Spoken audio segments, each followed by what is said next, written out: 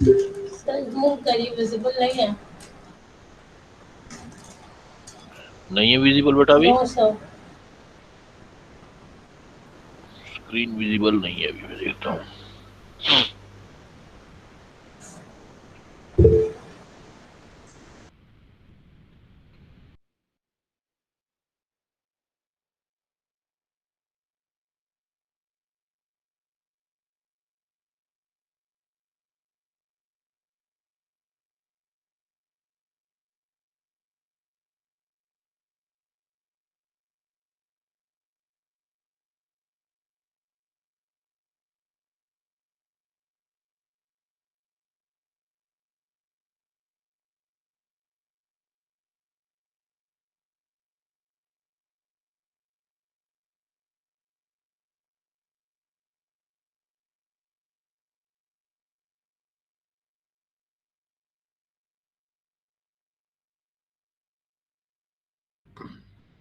हाँ बेटा, विजिबल है अब?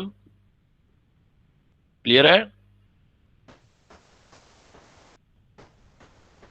सब क्लियर तो है, लेकिन मतलब क्वेश्चन मतलब थोड़ा सा जूम करिए।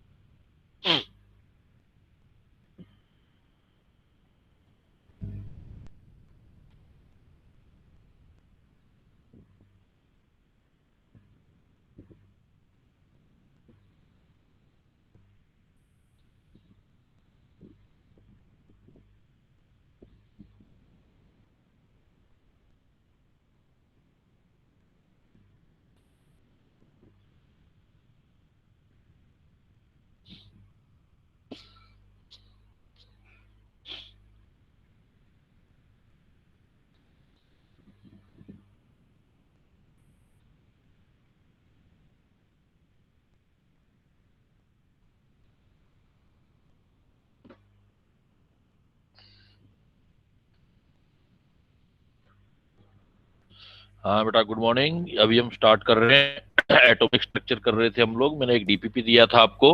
सबसे पहले अब हम डीपीपी डिस्कस करेंगे, देन आगे बढ़ेंगे। तो मैं कॉल देता हूँ, आपका जो प्रॉब्लम हो आपने डिस्कस करना है, जो नहीं हुआ वो 1 से लेके 3 तक बेटा, किसी का 1 2 3।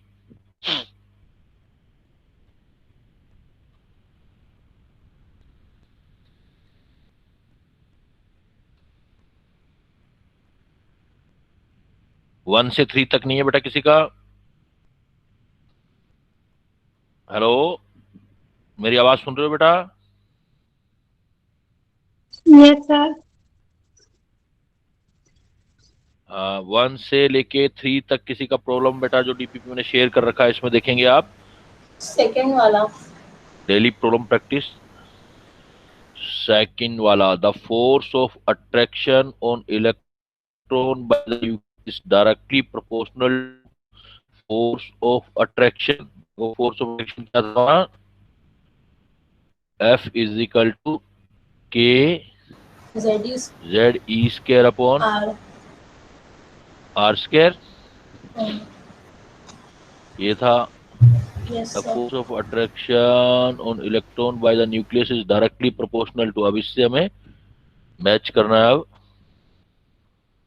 अब देखो आर की वैल्यू पुट करनी है, फिर हमें देखो आर सिंस, क्योंकि कांस्टेंट लाना है हमको। जब तक कांस्टेंट नहीं आएगा तब तक आगे सोल्व करते रहेंगे। आर इज इक्वल टू क्या था? N square H square 4 pi square M K Z E square. ये वैल्यू पुट कर देंगे बेटा। तो F is equal to K Z E square, R square की वैल्यू करेंगे, स्क्वायर की वैल्यू। तो एन का 4, एच का 4, 4 का स्क्वायर 16, पाई का 4 कर लोगे, यस सर। एम के स्क्वायर जेड स्क्वायर ई 4। तो आपको देखो जेड एक ये रहा, एक जेड का स्क्वायर ये रहा, और एन की वैल्यू ये रही 4। तो इनको छोड़ के बाकी सारी चीजें कांस्टेंट है। Then you can give F directly proportional Z का क्यूब एन का 4, जेड का क्यूब एन का 4, ये आपका आंसर हो जाएगा। Yes sir. आगे चलो बेटा 6 तक किसी का, और अप टू 6 नंबर तक किसी का प्रॉब्लम?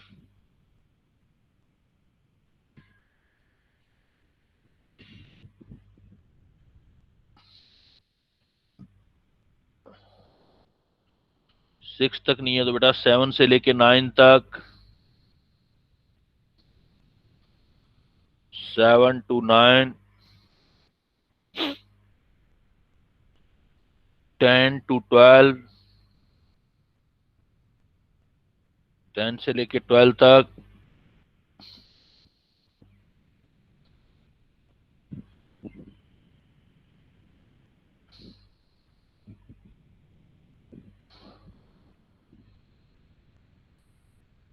13 to 15,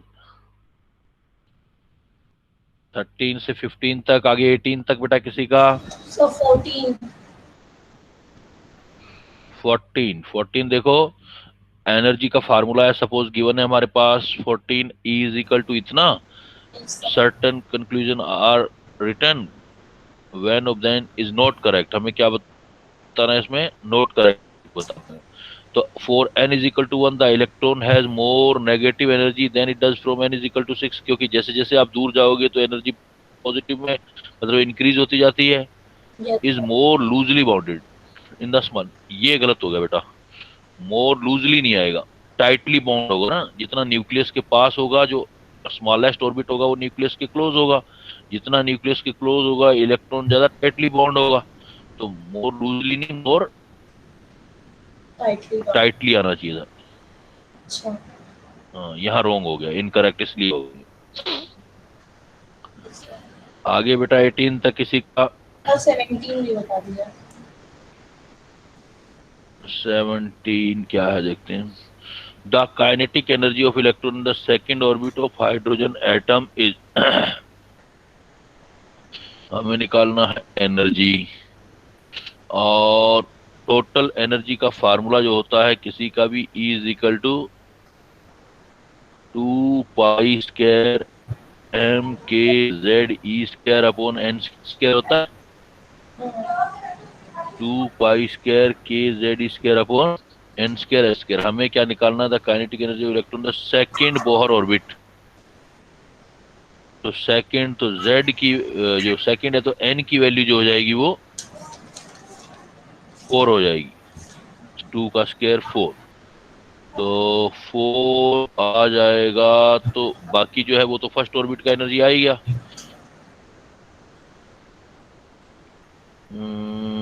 काइनेटिक हमें एनर्जी। देना है इसकी टर्म में। ओके, हाँ बेटा, वो तो जो एनर्जी है उसका उतनी ही काइनेटिक एनर्जी होती है, साइन अपोजिट होता है, माइनस में हो जाता है, लेकिन ये इससे निकलेगा नहीं है, इस फार्मूले से नहीं पूछा, क्यों? इसने एच ऊपर दिया हुआ है ना, हाँ भाई। एच ऊपर दिया है तो काइनेटिक एनर्जी इससे निकालो आप। Kinetic energy is equal to होता है half M V square, yes sir. Half M V square, और वी स्क्वायर की वैल्यू देते हैं, और इधर होता है M V square upon R is equal to होता है K Z E square upon R square. Yes sir. Postulates use कर लो। तो आर की M V square, M V square upon R K Z E square, M V square की value आ गई square upon R, तो K Z E square upon R, R की value आ जाएगी एन स्क्वायर एच स्क्वायर। तो इससे भी हमारा एच ऊपर नहीं आ रहा अभी भी। तो एक था कि सेंट्रीफ्यूगल फोर्स कितना किया था आपने? नहीं, M V R upon N H वाला यूज कर लो फिर। M V R is equal to N H upon 2 pi. Yes. तो यहाँ, हाँ, यहाँ से v की वैल्यू निकाल लेते हैं। तो v इज इक्वल टू हो जाएगा एन स्क्वायर, इससे आ जाएगा N square H square 2 pi M R, और v का स्क्वायर कर लो। v का स्क्वायर कर लोगे तो v is equal to square कर लेंगे तो इस सारे का भी स्क्वायर हो जाएगा। हाँ। है ना, 4 pi square M square R square, ये वैल्यू पुट कर दो अब यहाँ। Kinetic energy is equal to half M V square की वैल्यू आ गई, N4 H4 4 pi square M R square. अब आर स्क्वायर की वैल्यू और पुट कर देते हैं तो क्या हो जाएगा फिर, kinetic energy is equal to half M, ये क्या था, N का 4 H का 4, नीचे आ गया आपका 4 pi square M square R. R की वैल्यू क्या थी, फिर आर की वैल्यू थी वो जो अभी की हमने, R is equal to square upon 4 pi square M K Z square, उसका भी स्क्वायर कर दो, अब सोल्व कर लो, अब हो जाएगा। तो अब यहाँ पे आपका आ जाएगा, M V R is equal to N H by two pi किया, उसके बाद V is equal to N square H square है, तुम फिर वी का जब स्क्वायर किया तो एन फोर क्यों हो गया, वो तो पहले से एन का, जब वी का स्क्वायर करेंगे तो एन स्क्वायर एच स्क्वायर हो जाएगा ना। हाँ हाँ तो कर लेना कैलकुलेट, देखो एम वी आर वी के लिए हमने एन एच आया ना पहले, तो हाँ तो उसका पहले क्या स्क्वायर एन किया H upon 2 pi M are है, अब फिर ये स्क्वायर हो जाएगा, तो यहाँ आ जाएगा तो एन स्क्वायर, ये 4 हो जाएगा। आर की वैल्यू कितनी थी, आर की वैल्यू थी एन स्क्वायर एच स्क्वायर, तो हाँ upon square H square 4 pi square M K Z square. Square. और यहाँ पर जो वैल्यू रखना था, V is equal to N H 2 pi M R, R की वैल्यू रखनी होगी हमें, तो आर के स्क्वायर करके फिर यहाँ रखना पड़ेगा, यस आर का स्क्वायर रखेंगे तो हो जाएगा फिर। Clear, yes okay. Okay sir. आगे देख लो बेटा 18 तक कोई और। तो देख रहे हैं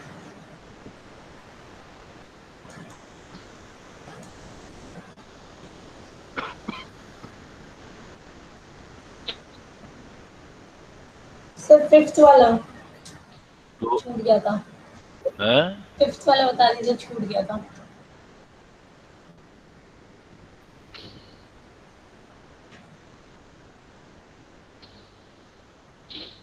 थोड़ा सा ग्रुप स्टेट से समझ नहीं आ रहा थोड़ा सा।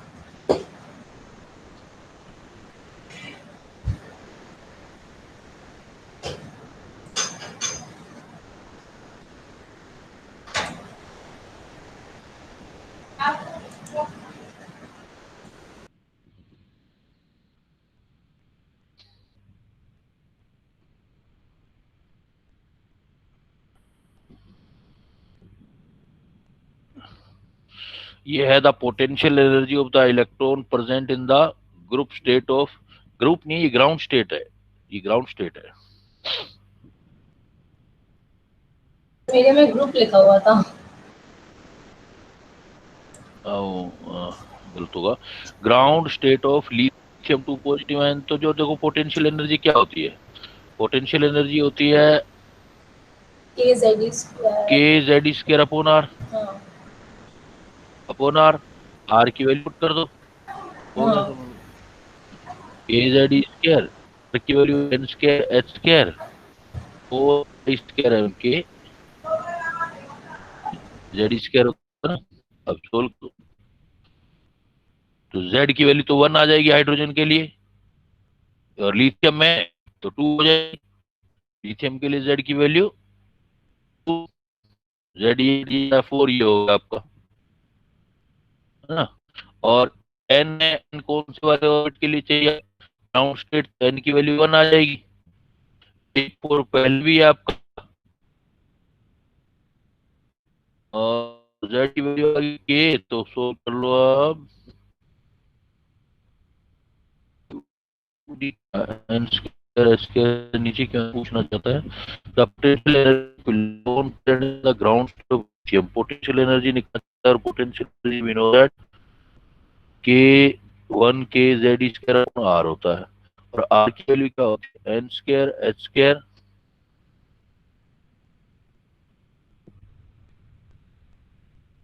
अच्छा उसने आर की टर्म में पूछा है, देखो आर ही दे रखा है, तो k की वैल्यू रख दो, k इज इक्वल टू 1/4πε0 भी होता है, हाँ 1/4πε0। तो potential energy is equal to k की वैल्यू रख दो 4πε0 z E square upon r, और z की वैल्यू क्या है, लिथियम है तो 2 आ जाएगा, तो 2e², टू 2 से 2 कैंसिल कर दो तो नीचे आ जाएगा ये, और लिथियम है ना, 3 आ जाएगा, लिथियम है 3, हाइड्रोजन का एटॉमिक नंबर 1, हीलियम का 2 और लिथियम का 3। एटॉमिक नंबर Z का मतलब एटॉमिक नंबर होता है 3e²4πε0 r आ जाएगा। क्लियर?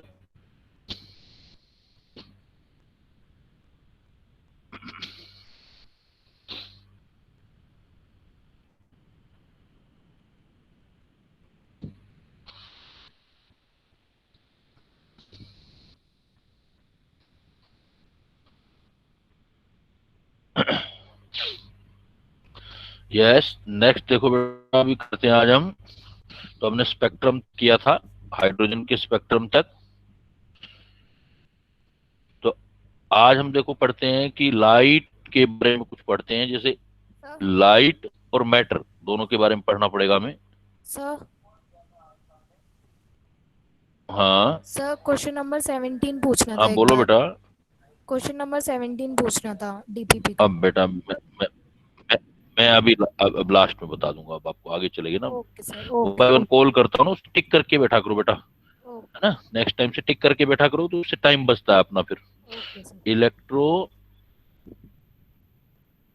अभी एंड में बता दूंगा मैं, इलेक्ट्रोमैग्नेटिक रेडिएशन, इसको हम EMR भी बोलते हैं, इलेक्ट्रोमैग्नेटिक रेडिएशन। ये इलेक्ट्रोमैग्नेटिक रेडिएशन क्या है, ये स्पेशल टाइप की एनर्जी है, एक स्पेशल टाइप की रेडिएशन एनर्जी है जो एसोसिएटेड रहती है इलेक्ट्रिक एंड मैग्नेटिक फील्ड। तो इसको बोलेंगे radiation energy associated with electric and magnetic field,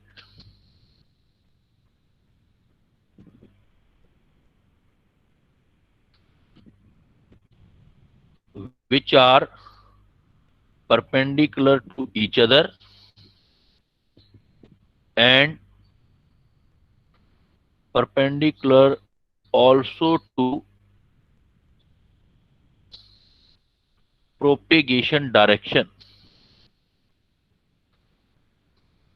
हमारे यूनिवर्स में एक स्पेशल टाइप की एनर्जी होती है हमारी,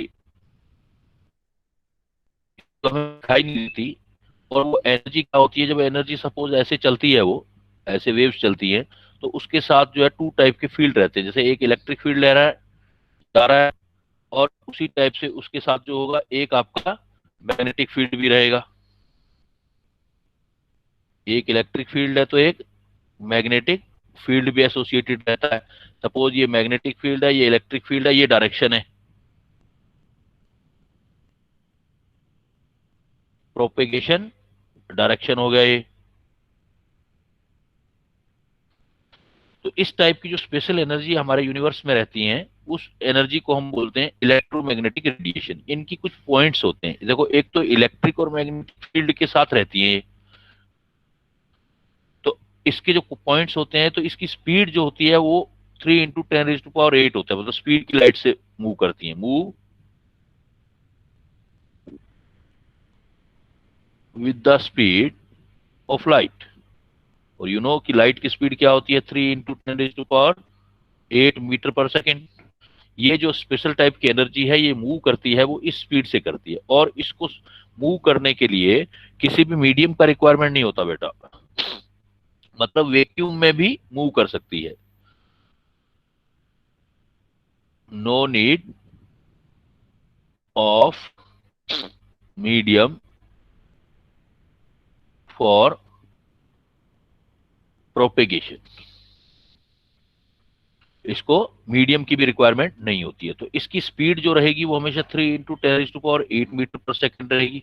अब स्पेशल पॉइंट क्या है कि ये जो है अब स्पेशल पॉइंट देखा जाए तो एक तो इलेक्ट्रिक और मैग्नेटिक फील्ड एसोसिएटेड रहते हैं। तो आपसे एग्जाम में क्वेश्चन पूछेगा कि भाई इस इन रेडिएशन पर हम इलेक्ट्रिक या मैग्नेटिक फील्ड लगा दें तो ये किस तरफ डिफ्लेक्ट होंगी। तो ये चार्जलेस मासलेस है,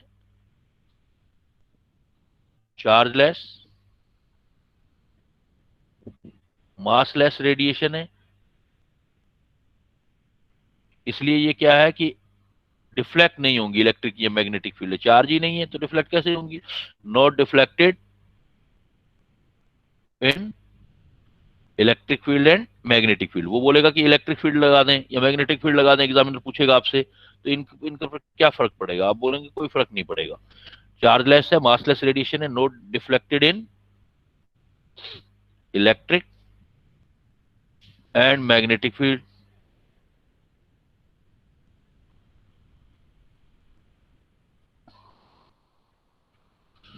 मैग्नेटिक फील्ड इलेक्ट्रिक फील्ड में डिफ्लेक्ट नहीं होगी। और दूसरी बात, इवन मूव इन वैक्यूम, इनको आप वैक्यूम दे दोगे तब भी मूव कर जाएंगी उसके अंदर भी और डिफ्लेक्टेड नहीं रहेंगी। तो पॉइंट आता है भाई ऐसी कौन कौन सी एनर्जी हैं, ऐसी कौन कौन सी रेडिएशंस हैं जो इस कैटेगरी के अंदर आती हैं। तो देखो बेटा, एक तो आपका यही आ गया जो आप लाइट देखते हो, जो विजिबल लाइट है जिसको हम लाइट बोलते हैं, वो इस कैटेगरी के अंदर आएगी। तो इसके अंदर हमारे क्या आती है, एक तो हमारी लाइट्स आ गई जो विजिबल लाइट है।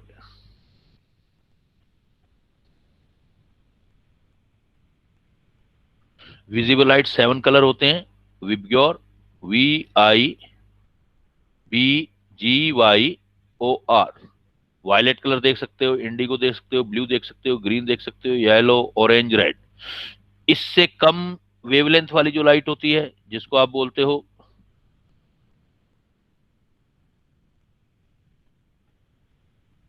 Gamma rays, cosmic rays, X raise,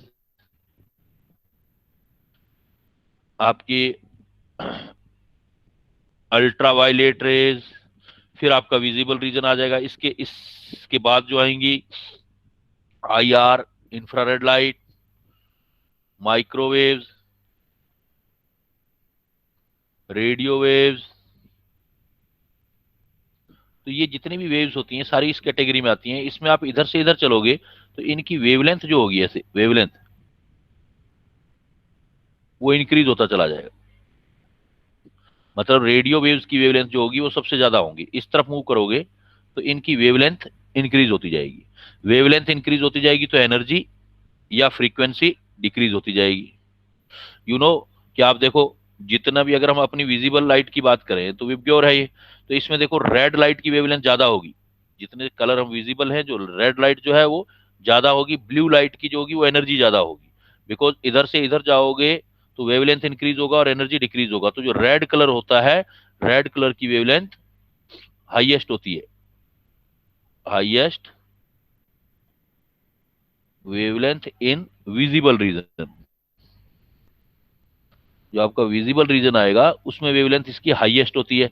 यही होता है कि ये जो आप साइन बनाते हो, वो डेंजर के जितने भी साइन होते हैं जहाँ खतरा लिखा होता है तो लाल कलर का होता है, रेड कलर का, बिकॉज ये दूर से दिखाई दे जाती है, वेवलेंथ इसका ज्यादा होता है, विजिबल रीजन का वेवलेंथ ज्यादा है, इसलिए हम रेड कलर के साइन बनाते हैं। तो ये जो भी लाइट है ऐसे ये मूव करेगी तो इस लाइट की जो एनर्जी का रिलेशन आएगा वो energy is equal to H nu होगा। एच न्यू और nu is equal to C by lambda होता है, तो एच न्यू या एच सी बाई लेमडा कह सकते हो। अब एच कांस्टेंट हो गया, सी कांस्टेंट हो गया, वेलोसिटी ऑफ लाइट कांस्टेंट है, तो रिलेशन तो एनर्जी और लेमडा का रह गया। तो आप जितना लेमडा इंक्रीज करोगे तो एनर्जी उतनी डिक्रीज हो जाएगी। इसलिए जब कभी भी आप इस तरह की वेव्स करते हैं तो एनर्जी का तो सम करेंगे डायरेक्ट। सपोज आपको 2 टाइप की एनर्जी दे दी, तो आप एनर्जी जब भी सम करेंगे वो डायरेक्ट करेंगे, एनर्जी कंजर्व रहेगी। Total energy is equal to, suppose 2 energy दे दी तो E1 energy plus E2 energy. Suppose ये कोई सोर्स है या कोई ऑब्जेक्ट है, इसको आपने 2 एनर्जी दे दी, रेडिएशन दे दी। एक एनर्जी दे दी E1, एक एनर्जी दे दी E2। तो टोटल एनर्जी कितनी है, तो आपको सम निकालना है, तो ET is equal to E1 plus E2 कर दोगे। टोटल एनर्जी का सम कर दोगे। लेकिन अगर इस यहां पर इसका वेवलेंथ निकालना है तो वेवलेंथ डायरेक्ट नहीं होता, उसका इनवर्स जो होता है वो सम करना होता है। तो 1/λT अपॉन 1/λ1 प्लस 1/λ2 ऐसे यूज करेंगे आप।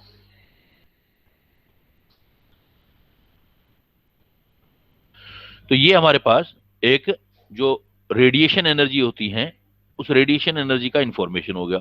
अब रेडिएशन एनर्जी का इंफॉर्मेशन हो गया तो इससे हमें ये पता लग रहा है बेटा कि ये जो है वो वेव है। लाइट इसका मतलब जो है वेव नेचर की है, लेकिन लाइट का जो है फिनोमिना डिसाइड करता है कि वो वेव नेचर की होगी या पार्टिकल नेचर की। तो इसलिए हम बोलते हैं लाइट की दो नेचर होती है। तो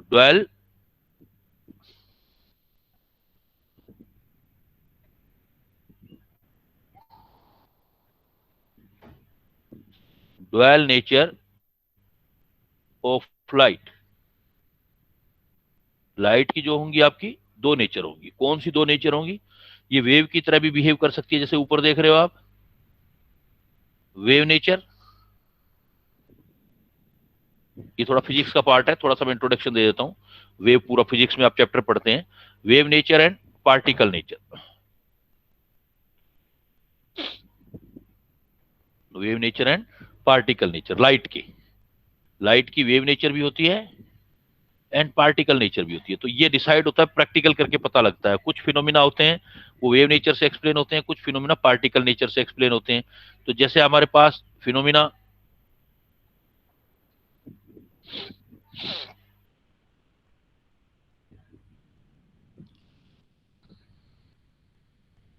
एक्सप्लेन बाय दो कैटेगरी डाल देते हैं, वेव नेचर और एक डाल देते हैं पार्टिकल नेचर। याद करने आपको जनरली जो है वो आप वेव नेचर ही कंसिडर करते हो। आप फिजिक्स में पूरी फिजिक्स पढ़ते हो, आप जनरली जो लाइट की है वो वेव नेचर ही है। तो इससे जितना भी फिजिक्स में आप जनरली पढ़ते हो फिनोमिना, वो सारे इसी कैटेगरी से एक्सप्लेन होते हैं बेटा। जैसे आप पढ़ते हो पोलराइजेशन, इंटरफ्रेंस, डिफ्लेक्शन, ये सब वेव नेचर ऑफ लाइट है।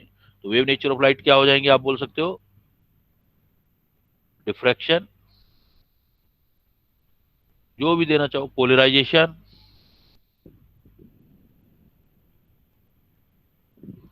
डिफ्रैक्शन, पोलराइजेशन, इंटरफ्रेंस,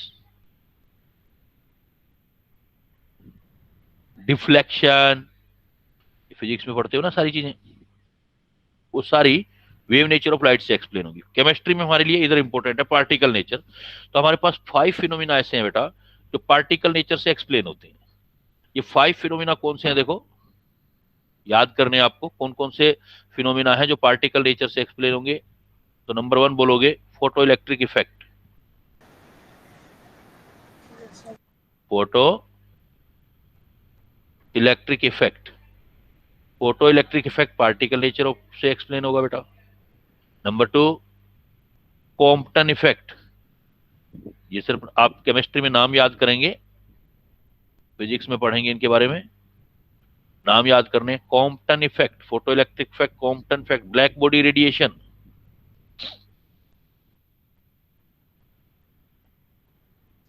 हाँ hello, good morning good sir. Morning. हाँ सर, मतलब मेरे को एक बच्चे से पता करना था। ये सुल्तान के नेम से बेटा बता दो मेरे को कौन है। सुल्तान के नेम से बता दो बेटा कौन है, आपका नाम क्या है? Yes sir. Monis, new Yes, student. First class है बेटा आपकी आज? सर सेकंड है। ठीक है ठीक है ठीक है बेटा, okay, thank you sir. Okay. Okay. देखो पार्टिकल नेचर में बेटा, पार्टिकल नेचर से कौन कौन सा एक्सप्लेन करोगे? Photo electric effect, Compton effect, black body radiation. ये नाम याद करने आपने कि भाई ये फिनोमिना ऐसे हैं जो हम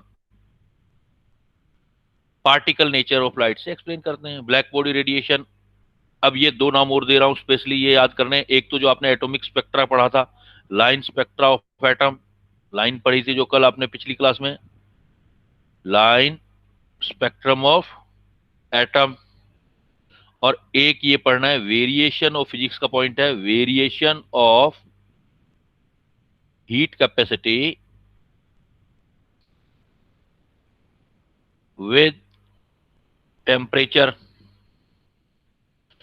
तो आपने क्या कहना है, पहले देखो मैंने आपको ये बताया कि भाई वेव नेचर कौन कौन सी वाली है। तो लाइट जो इलेक्ट्रोमैग्नेटिक रेडिएशन है वो वेव नेचर से हम पढ़ रहे हैं, लेकिन कुछ फिनोमिना ऐसे भी हैं जो इसके वेव नेचर के साथ साथ पार्टिकल नेचर से एक्सप्लेन होते हैं, और ये वाले फिनोमिना जो है आपके वो ये है: photo electric effect, Compton effect, black body radiation, line spectra of atom and variation of heat capacity with temperature. Temperature के साथ हीट कैपेसिटी में क्या इफेक्ट आता है, ये भी एक इसकी वेव नेचर से एक्सप्लेन नहीं हो सकती, पार्टिकल नेचर से एक्सप्लेन होगी। कैसे वेव नेचर और पार्टिकल नेचर से एक्सप्लेन होगी अभी हम देखते हैं। देखो देखो इसमें दो चीजें पढ़ेंगे। जो पार्टिकल नेचर ऑफ लाइट जो बताई है वो प्लैंक ने बताई है।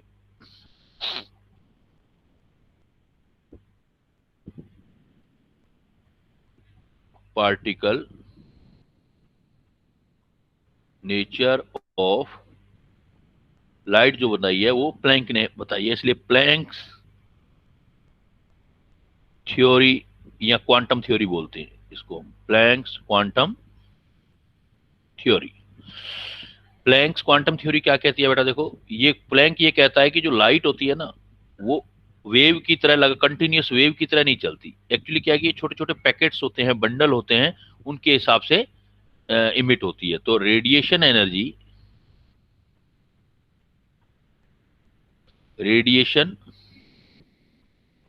एनर्जी इज इमिटेड, ये प्लैंक बोलता है। Radiation energy is emitted in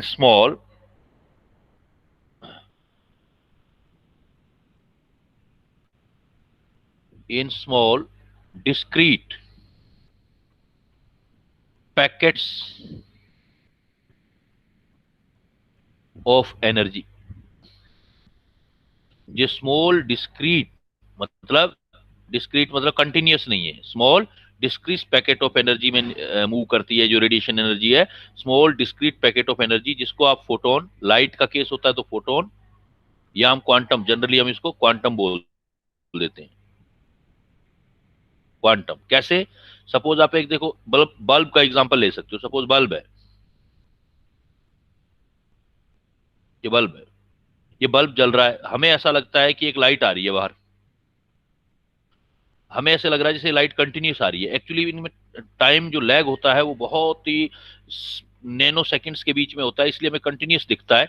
लेकिन एक्चुअल में ये कह रहा है कि छोटे छोटे पैकेट्स हैं एनर्जी के छोटे छोटे पैकेट्स बाहर आ रहे होते हैं, और उनमें टाइम गैप बहुत ही कम होता है। जो ईच पैकेट्स होता है, ये बोला ना small discrete packet of energy, तो सेकंड पॉइंट ये आ जाएगा, energy of each packet, energy of each packet कह दो, फोटोन कह दो, फोटोन मान लेते हैं, ईपी लिख दो या क्वांटम ईक्यू लिख दो, वो एच नहीं होगा। हर एक पैकेट की एनर्जी, जैसे इसकी पैकेट की एनर्जी ईक्यू है तो इसकी भी ईक्यू होगी, सबकी एनर्जी सेम होगी। इसलिए बल्ब जो होगा, लाइट जो हमें सेम कलर की दिखाई दे रही होगी। EQ is equal to H nu, frequency nu, या एच सी बाई लेमडा। तो अब देखो जो लाइट, विजिबल लाइट बाहर आ रही है तो उसकी वेलोसिटी जो है वो तो सी है, वेलोसिटी ऑफ लाइट, ये एच प्लैंक कांस्टेंट हो गया। तो एनर्जी जो होगी वो लेमडा के इनवर्सली प्रोपोर्शनल आ गई। जिसकी एनर्जी ज्यादा होगी उसका लेमडा कम होगा। लेकिन ये तो क्लियर है कि लेमडा सबका फिक्स होगा, जैसे इसका लेमडा जितना होगा उतना इसका होगा। एक सोर्स से लाइट निकल रही है, सेम लेमडा की निकलेगी।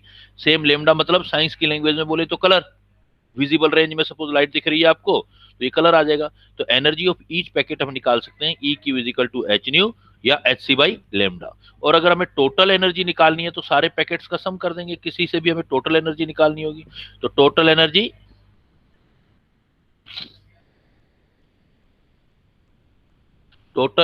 Is equal to number of packets into energy of each packet, energy of each packet. तो सोल्व कर सकते हैं ना हम, तो टोटल हम निकाल सकते हैं। तो टोटल एनर्जी कैसे निकल जाएगी, देखो बेटा, total energy is equal to number of packets and energy of each packet. तो टोटल एनर्जी सपोज आ गई ईटी, टोटल एनर्जी हो गया हमारे पास ET is equal to, suppose number of packets N है, energy of each packet EQ है। तो हम नंबर ऑफ पैकेट्स कितने निकल रहे हैं ये भी निकाल सकते हैं।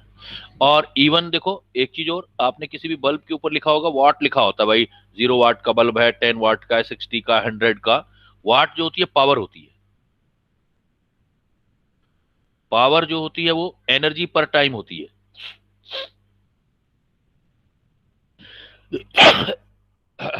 सॉरी, एनर्जी पर सेकेंड, एनर्जी पर सेकेंड। जो एनर्जी पर सेकेंड होगी वो पावर होती है, तो P इज इक्वल टू होता है E upon T, E upon T. तभी आप देखते हो किसी बल्ब के ऊपर देखो बेटा कुछ वाट लिखी होती है, तो वाट जो होती है पावर होती है, पावर का यूनिट वाट होता है, और वाट का मतलब होता है जूल पर सेकेंड। एनर्जी टाइम में देखोगे तो जूल पर सेकेंड, तो वाट भी बोल सकते हो, जूल पर सेकेंड भी बोल सकते हो। Suppose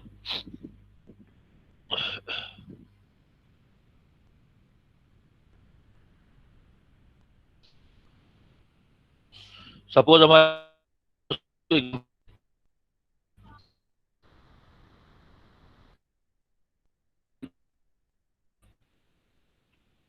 rated 100 watt, a bulb is rated 100 watt, emits wave 6,000 angstrom, the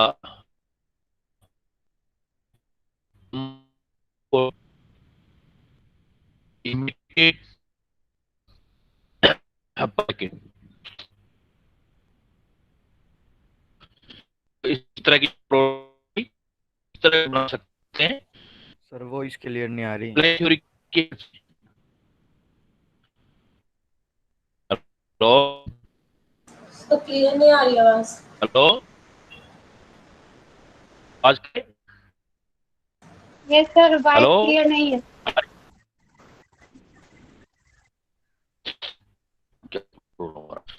A bulb is rated 100 watt. It emit wavelength of 6,000 angstrom. Get the number of photon emitted per second. हैं? Board पे question नहीं दिख रहा। Clear picture सब कुछ है,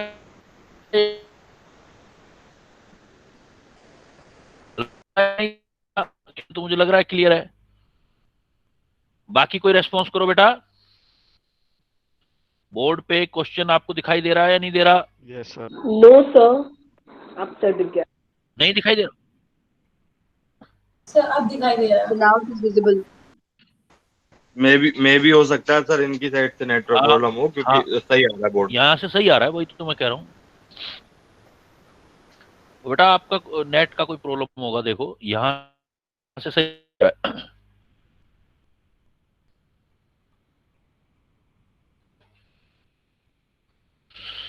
हाँ, तो इसमें देखो a bulb is rated 100 watt. Suppose एक बल्ब पे लिखा हुआ मिल गया आपको 100 watt. It emit wavelength of 6,000 angstrom, और वो कहता है वो लाइट जो बाहर निकाल रहा है वो 6,000 एंगस्ट्रॉम बाहर निकाल रहा है। Calculate the number of photon emitted पर सेकेंड। आपको पर सेकेंड जो है ये पता करना है कि कितना बल्ब जो है वो पैकेट्स, एनर्जी का पैकेट्स कितना बाहर निकाल रहा है। तो आप ऐसे विजुअलाइज कर सकते हो ना इसको। जैसे सपोज ये बल्ब है, ये बल्ब है, इस बल्ब में से लाइट आ रही है बाहर और लाइट के पैकेट्स आ रहे हैं।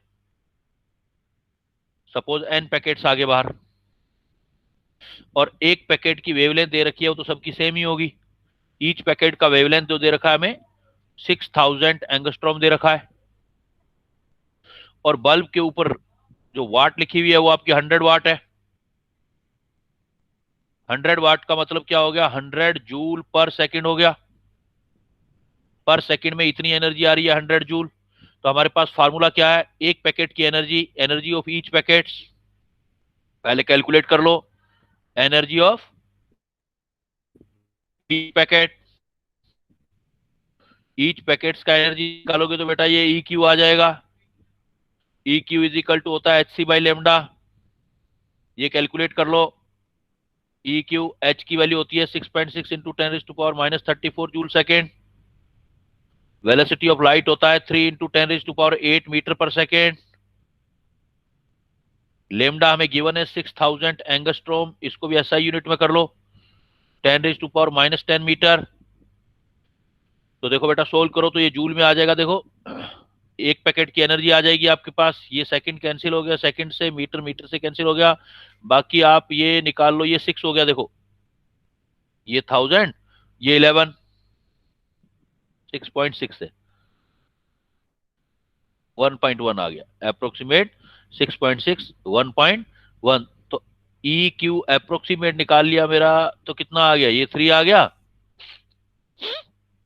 इधर देख लो, ये 3 है, ये 10 है, 10 में 3 चला गया 7, ऊपर हो गया 15 इंटू 19 रह गया 15 ठीक है 19 आ गया। तो एक पैकेट की एनर्जी आ गई इतना जूल हमारे पास। अब हमें क्या चाहिए, नंबर ऑफ पैकेट्स चाहिए टोटल। तो क्या फार्मूला लगाऊंगा, देखो बेटा टोटल पैकेट्स चाहिए आपको। तो अभी ऊपर पढ़ा था आपने फार्मूला, टोटल पैकेट्स कैसे निकालते हो, total energy ET is equal to total energy is equal to number of packets, energy of each packets.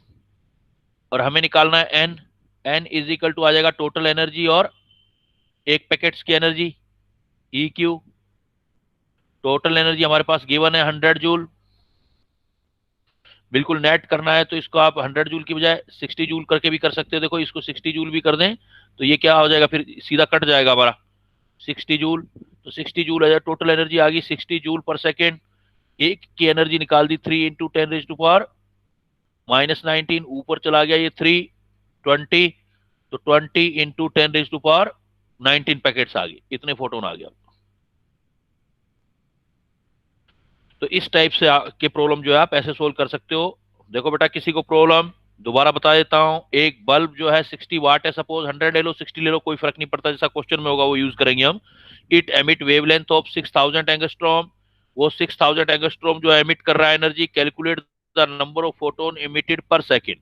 तो ये जो आपका वाट होता है, वाट का मतलब टोटल एनर्जी होता है, 60 वाट का मतलब 60 जूल पर सेकेंड में इतनी एनर्जी ये दे पाता है, दे सकता है।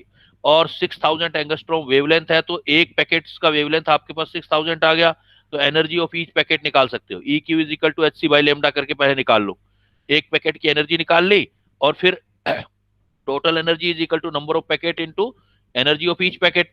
तो एन निकाल सकते हो आप, N is equal to E T upon E Q आ जाएगा, तो आप कैलकुलेट कर सकते हो। कोई डाउट बेटा, क्लियर है अब, चलें आगे। Yes sir, yes sir.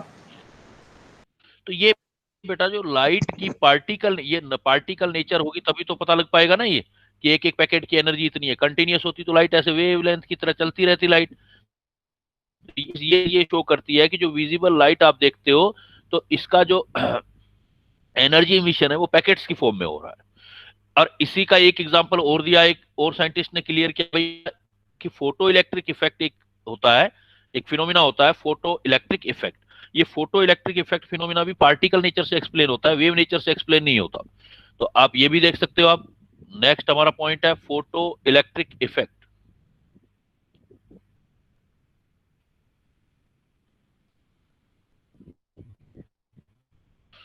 ये भी जो एक्सप्लेन होगा, explain particle nature of light, इसको भी जो एक्सप्लेन करते हैं वो पार्टिकल नेचर से एक्सप्लेन करते हैं। देखो इसका नाम देखो, फोटो, फोटो मतलब फोटोन, लाइट गिरेगी, इलेक्ट्रिक इलेक्ट्रिसिटी प्रोड्यूस होगी। तो फोटो लाइट गिरने से किसी मेटल पर इलेक्ट्रिसिटी प्रोडक्शन जो होता है, तो that is known as photo electric effect. Suppose इसको पहले डिफाइन कर देते हैं। डिफाइन कैसे करेंगे, when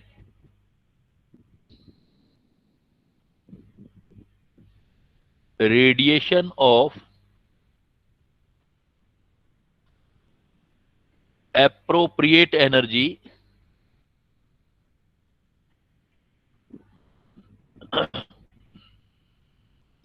radiation of appropriate energy is struck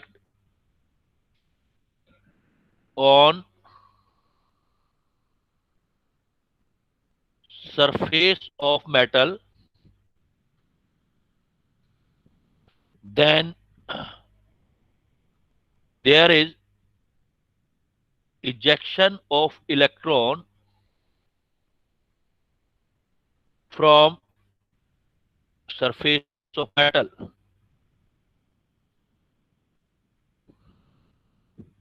It is known as photoelectric effect.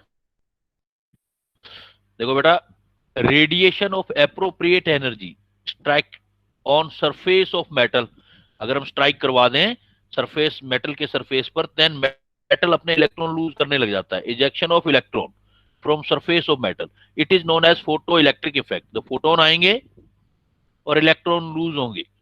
Electron का फ्लो ही इलेक्ट्रिसिटी होता है, तो फोटोन आने से इलेक्ट्रॉन अगर निकलने लग जाए मेटल की सरफेस से, देन इस चीज को हम बोलते हैं फोटो इलेक्ट्रिक. सपोज ये मेटल है,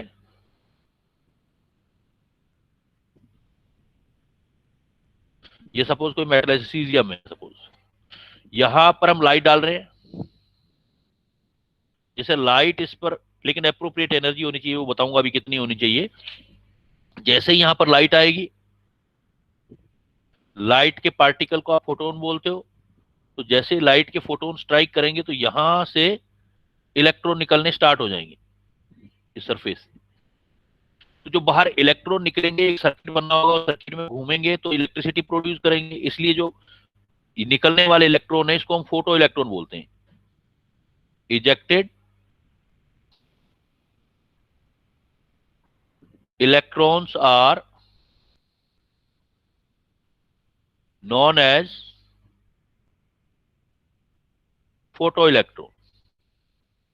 इसको हम फोटो इलेक्ट्रॉन बोलते हैं. और ये जो फोटो इलेक्ट्रॉन निकलते हैं, ये जो करंट प्रोड्यूस करते हैं, करंट सप्लाई करते हैं, करंट जो बनती है इससे, उसको फोटो इलेक्ट्रिक करंट कहते हैं. And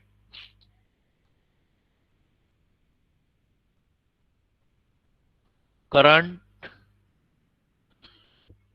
arise due to photoelectron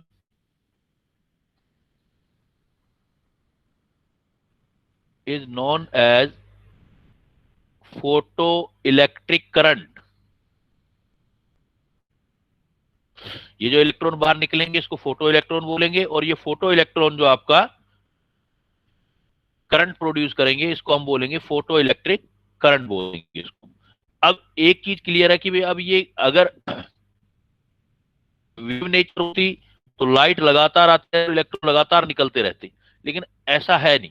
इसलिए ये जो होता है ये पार्टिकल की फॉर्म में होता है कि लाइट को अगर हम पार्टिकल नेचर मान करके सोल्व करें तभी ये जो है इफेक्ट सोल्व हो सकता है.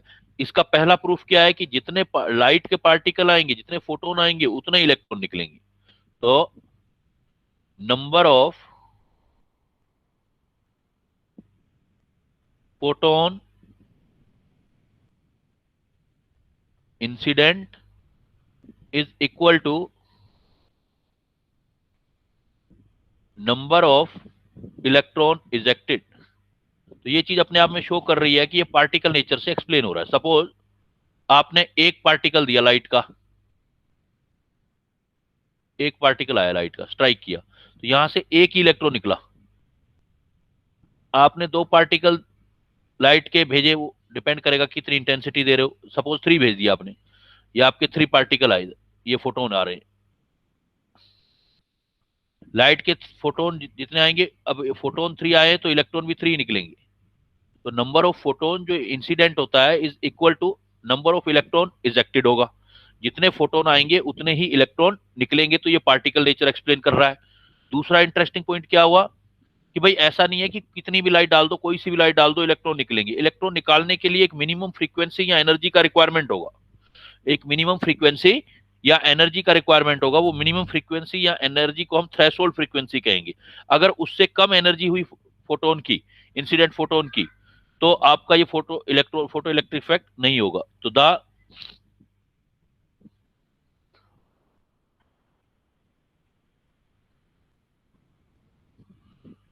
मिनिमम अमाउंट ऑफ फ्रीक्वेंसी या energy minimum amount of energy required to produce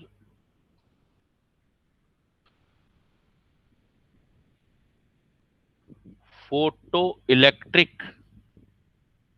effect is known as work function.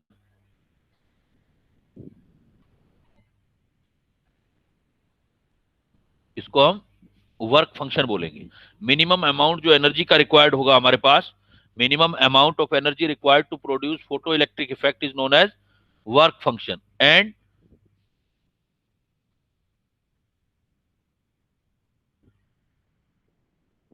minimum frequency required is known as threshold frequency. उसको हम थ्रेशोल्ड फ्रीक्वेंसी कहते हैं। वर्क फंक्शन को W note से represent कर देते हैं, फ्रीक्वेंसी को न्यू नोट से रिप्रेजेंट कर देते हैं।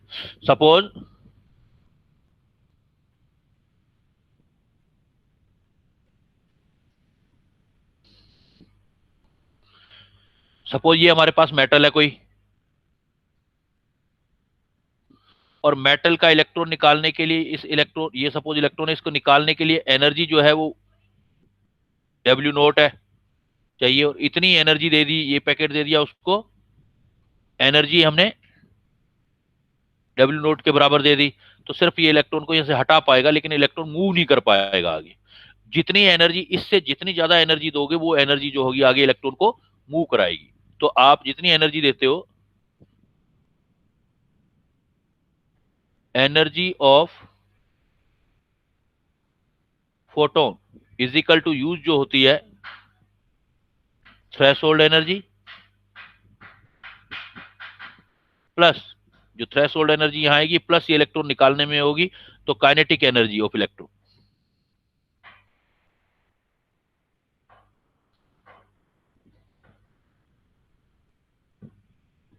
Kinetic energy of electron. आप जितना भी एनर्जी दोगे फोटोन का, थ्रेशोल्ड से ज्यादा ही होना चाहिए वो, तो थ्रेशोल्ड से ज्यादा एनर्जी आएगी तभी फोटो इलेक्ट्रिक इफेक्ट होगा। वो एनर्जी कहां जाएगी, वो आगे फिर इलेक्ट्रॉन मूव करेगा, उसको काइनेटिक एनर्जी की फॉर्म में मिल जाएगी। सपोज ये कोई मेटल है, यहां मैंने एक लाइट डाली और उसकी एनर्जी दे दी E, वो फोटोन आया मेटल की सरफेस के ऊपर, यहां से इलेक्ट्रॉन निकाला उसने और इलेक्ट्रॉन को आगे मूव करा दिया। तो यहां जितनी एनर्जी लगेगी वो वर्क फंक्शन, और जो इलेक्ट्रॉन को मूव करवाएगी एनर्जी इधर ले जाएगी, इस इलेक्ट्रॉन को इधर ले जाएगी, जो वो उसकी काइनेटिक एनर्जी हो जाएगी। तो आने वाली एनर्जी तो कंजर्व होती है, जो यहां लगी वो वर्क फंक्शन हो गया, ये काइनेटिक एनर्जी हो गया। तो क्या सोल्व कर सकते हैं हम, E is equal to work function plus kinetic energy. Equation number first, यहां से में बड़े इंपॉर्टेंट इंफॉर्मेशन मिलने वाली है अभी। Energy is equal to work function plus kinetic energy. तो आप इस एनर्जी को बढ़ाओगे तो ये तो कांस्टेंट है, कांस्टेंट एंड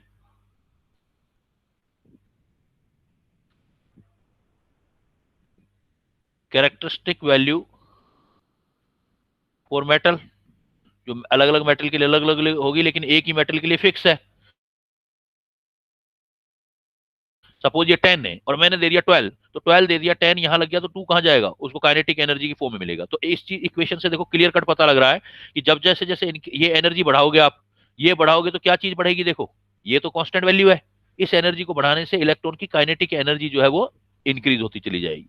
कैसे इंक्रीज होगी वो रिलेशन आप निकाल सकते हो, मतलब कितनी इंक्रीज होगी उसका ग्राफ भी बना सकते हैं हम। इसको हम ऐसे कर सकते हैं बेटा, सपोज टोटल एनर्जी जो होती है E, since E is equal to होता है एच न्यू, और वर्क फंक्शन जो होता है पार्टिकुलर एनर्जी जो है वो है H nu not, threshold frequency के इक्वल है। तो kinetic energy is equal to मैं क्या लिख सकता हूं, सो इक्वेशन फर्स्ट क्या हो सकती है आपकी, E is equal to H nu, work function हो गया H nu not plus kinetic energy. तो काइनेटिक एनर्जी कितनी होगी मेरी, kinetic energy is equal to H nu minus H nu not. H दोनों में कांस्टेंट है, तो kinetic energy is equal to H nu minus nu not, ये relation आ गया देखो। इसका मतलब इस इक्वेशन से देखोगे जितनी एनर्जी बढ़ाते जाओगे उतना काइनेटिक एनर्जी इंक्रीज होगा, या जितनी फ्रीक्वेंसी बढ़ाते जाओगे तो काइनेटिक एनर्जी इंक्रीज होगी। ये इक्वेशन होगी y is equal to M X वाली। जितना थ्रेशोल्ड और इस फ्रीक्वेंसी का डिफरेंस ज्यादा होता जाएगा उतना आपका ये straight line kinetic energy increase होता जाएगा। अगर मैं ग्राफ देखूं इसका, देखो काइनेटिक एनर्जी इधर ले लो आप और इधर ले लो, इनका difference new minus nu not, तो ये एक स्ट्रेट लाइन में इंक्रीज होता जाएगा, ओरिजिन के साथ इंक्रीज होता जाएगा। तो इट मीन क्या आ रहा है कि काइनेटिक एनर्जी जो होती है वो एनर्जी इंक्रीज करने से काइनेटिक एनर्जी इंक्रीज होती है। इलेक्ट्रॉन का नंबर इंक्रीज नहीं हो रहा, देखो इलेक्ट्रॉन का नंबर इंक्रीज नहीं हो रहा है। इलेक्ट्रॉन जो एक है तो एक फोटोन एक ही इलेक्ट्रॉन निकालेगा, उसकी एनर्जी इंक्रीज होती जाएगी। तो क्या रिजल्ट निकला हमारा, not on increasing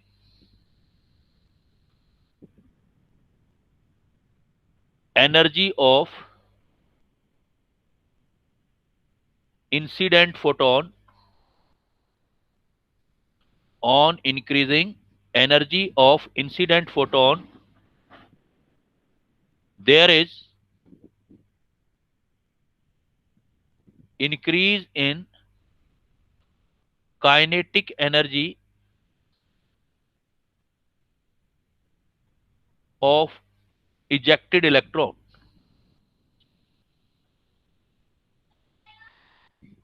ejected electron kinetic energy जो होगी वो इंक्रीज होगी, लेकिन नंबर ऑफ इलेक्ट्रॉन पर कोई इफेक्ट नहीं हो रहा। नंबर ऑफ इलेक्ट्रॉन पर एनर्जी बढ़ाने से कोई इफेक्ट नहीं हो रहा।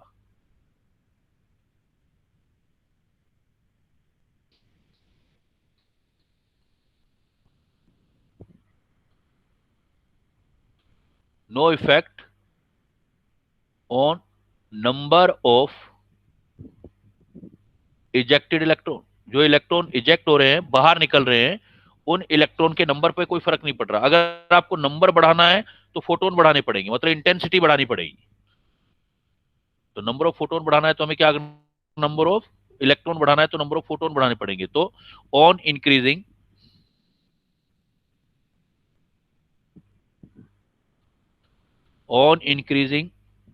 Number of incident photon, on increasing number of incident photon, incident photon बढ़ाते हैं तो इसको बोलते हैं इंटेंसिटी। इंटेंसिटी बढ़ा रहे हैं हम। On increasing number of incident photon there is, अब काइनेटिक एनर्जी पे कोई फर्क नहीं पड़ेगा। अब जो होंगे आपके जो इलेक्ट्रॉन निकल रहे हैं, इजेक्टेड इलेक्ट्रॉन, जितने फोटोन डालोगे उतने इलेक्ट्रॉन निकलेंगे। On increasing number of incident photon there is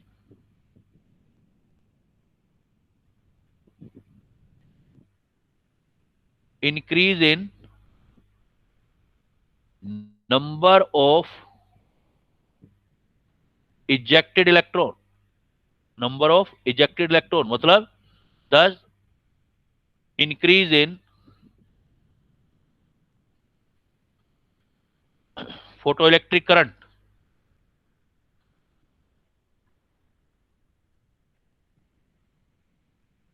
increase in photoelectric current. तो यही चीज ये शो कर रही है बेटा, देखो एनर्जी का रिलेशन इंटेंसिटी के साथ नहीं आ रहा है, एनर्जी का रिलेशन इंटेंसिटी के साथ नहीं आ रहा है। दैट्स वाई अगर वेव नेचर होती तो एनर्जी भी बढ़ती, इंटेंसिटी भी बढ़ती, दोनों एनर्जी और इंटेंसिटी रिलेटेड होती है वेव नेचर में। लेकिन पार्टिकल नेचर का इंटेंसिटी से रिलेशन नहीं होता एनर्जी का। तो अगर आप एनर्जी बढ़ाओगे तो सिर्फ काइनेटिक एनर्जी पे फर्क पड़ेगा, नंबर ऑफ फोटो इलेक्ट्रॉन का नंबर नहीं इंक्रीज होगा। अगर आप नंबर ऑफ फोटोन जो है वो बढ़ाओगे तो नंबर ऑफ फोटोन मतलब इंटेंसिटी बढ़ाओगे तो इजेक्टेड इलेक्ट्रॉन बढ़ जाएंगे, उससे फोटो इलेक्ट्रिक करंट में इंक्रीज हो जाएगा।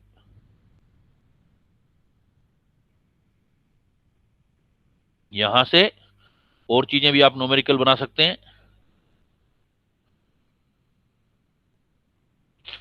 जैसे मान लो हमें निकालनी हो थ्रेशोल्ड,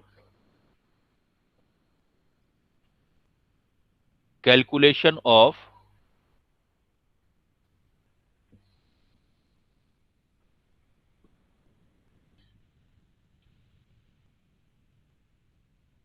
थ्रेशोल्ड वेवलेंथ निकालना है आपको, कैलकुलेशन ऑफ थ्रेशोल्ड वेवलेंथ। तो आप कॉन्सेप्ट तो यही यूज करोगे, एनर्जी जो गिवन एनर्जी है E is equal to work function plus kinetic energy, E is equal to H nu होता है, ये हो जाएगा H nu not. Kinetic energy रखना है तो आप इस फॉर्म में भी रख सकते हो, अगर वेलोसिटी दे रखी है तो हाफ एम वी स्क्वायर। अब आपको थ्रेशोल्ड वेवलेंथ निकालना है, लेमडा नोट निकालना है, तो nu is equal to C by lambda होता है, तो ये हो जाएगा एच सी बाई लेमडा, ये हो जाएगा H C by lambda naught plus half M V square, तो plus half M V square. तो आगे और सोल्व कर सकते हो, एच सी कॉमन ले लो, तो पहले एक साथ ले आते हैं फिर कॉमन ले लेते हैं, मतलब लेमडा नोट कैलकुलेट हो जाएगा इससे। एक्सप्रेशन भी पूछा जाता है आपके, न्यूमेरिकल भी पूछे जाते हैं, तो आप ये लिख सकते हो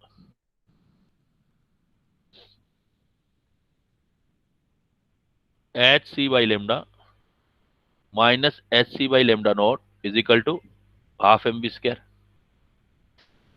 यहां से एच सी कॉमन ले सकते हो,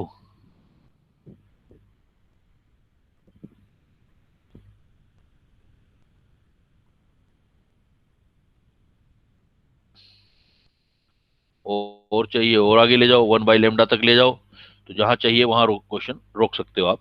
तो इससे हम क्या है, इसकी कैलकुलेशन लेमडा नोट की कैलकुलेशन कर लेते हैं। तो इसमें देखो ग्राफ पूछे जाते हैं, एक प्रॉब्लम की बात करते हैं, प्रॉब्लम्स कैसे आती है इस पर, और न्यूमेरिकल तो आ ही सकता है, ग्राफ भी आ सकता है। तो इसमें सपोज वो आपको कहेगा कि ग्राफ लो, आप कहेगा मान लो आपको फ्रीक्वेंसी वर्सेस काइनेटिक एनर्जी के बीच ग्राफ खींचना है,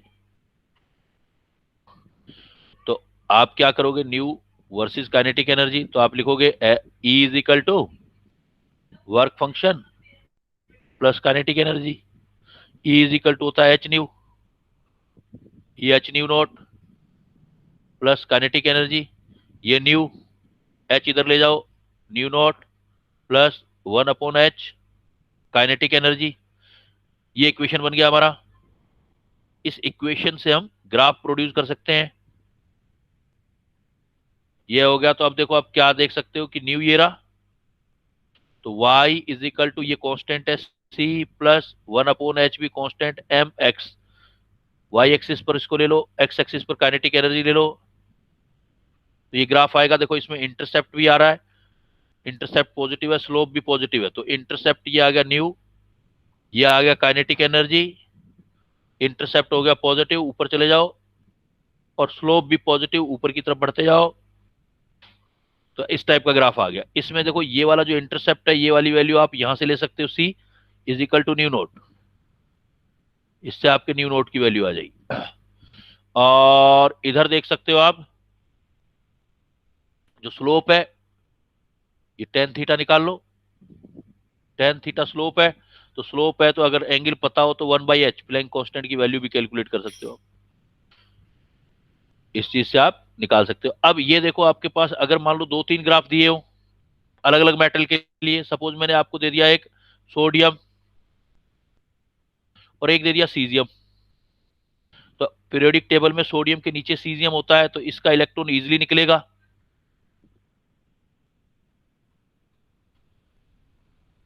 इजीली रिमूवल ऑफ इलेक्ट्रॉन। तो इसका क्या होगा, इजीली रिमूवल का मतलब हो गया कि इसका जो न्यू नोट है, सोडियम का न्यू नोट फ्रीक्वेंसी ज्यादा चाहिए इसका न्यू नोट के लिए एज कंपेयर टू सीजियम के लिए न्यू नोट। तो अगर आपके पास 2 ग्राफ दिए हुए तो आप उसमें रिकॉग्नाइज कर सकते हो, जिसका न्यू नोट ज्यादा है वो सोडियम हो जाएगा, जिसका न्यू नोट कम है वो आपका सीजियम हो जाएगा। तो ग्राफ से भी आप ये बात कर सकते थे, एक्चुअली ये ग्राफ में पूछेगा आपसे। ये देखो यहां पर, ये suppose here you can see this is the frequency and there is kinetic energy and you have 2 graph, one is this one and one is this one, 2 graph, and now you want to decide graph with regarding elements, भाई कौन सा sodium का है, कौन सा caesium के लिए ये न्यू आएगा, एक ये न्यू हो गया, एक ये न्यू हो गया। तो बता सकते हो ऊपर वाला ग्राफ किसका होगा और नीचे वाला ग्राफ किसका होगा? बताओ बेटा कौन सा होगा? ऊपर वाला किसका होगा? सोडियम। सोडियम। क्यों? क्योंकि ये वैल्यू इसकी ज्यादा आएगी। देखो ये वाली, यहां से देखो ये वैल्यू ज्यादा आएगी, न्यू नोट की वैल्यू है, न्यू नोट इसका ज्यादा आएगा, तो ऊपर वाला जो ग्राफ होगा फॉर सोडियम आ जाएगा और नीचे वाला ग्राफ जो आ जाएगा वो सीजियम का आ जाएगा। तो मतलब जिसके लिए कम एनर्जी की रिक्वायरमेंट होती है उसका ग्राफ नीचे रखना है आपने। तो ग्राफ आते हैं, इस टाइप की प्रॉब्लम आती है। एक चीज और आती है कि भाई इसको बोलते हैं स्टॉपिंग पोटेंशियल, मतलब जो अगर इलेक्ट्रॉन निकल रहे हैं और उसको सर्किट कंप्लीट हो जाए, तो इलेक्ट्रॉन निकल के कंप्लीट सर्किट करके वो तो इलेक्ट्रिसिटी पास करेंगे, उसको हम फोटो इलेक्ट्रिक करंट बोलते हैं।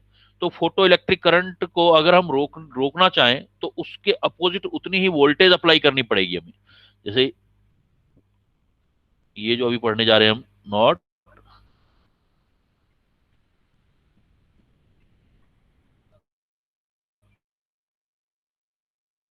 ये हमारा स्टॉपिंग पोटेंशियल, स्टॉपिंग, इसको V से रिप्रेजेंट करेंगे, बड़े V से। छोटे V का मतलब है वेलोसिटी, इसको आप बड़े V से रिप्रेजेंट करेंगे। तो ये स्टॉपिंग पोटेंशियल होगा क्या? The potential required to stop the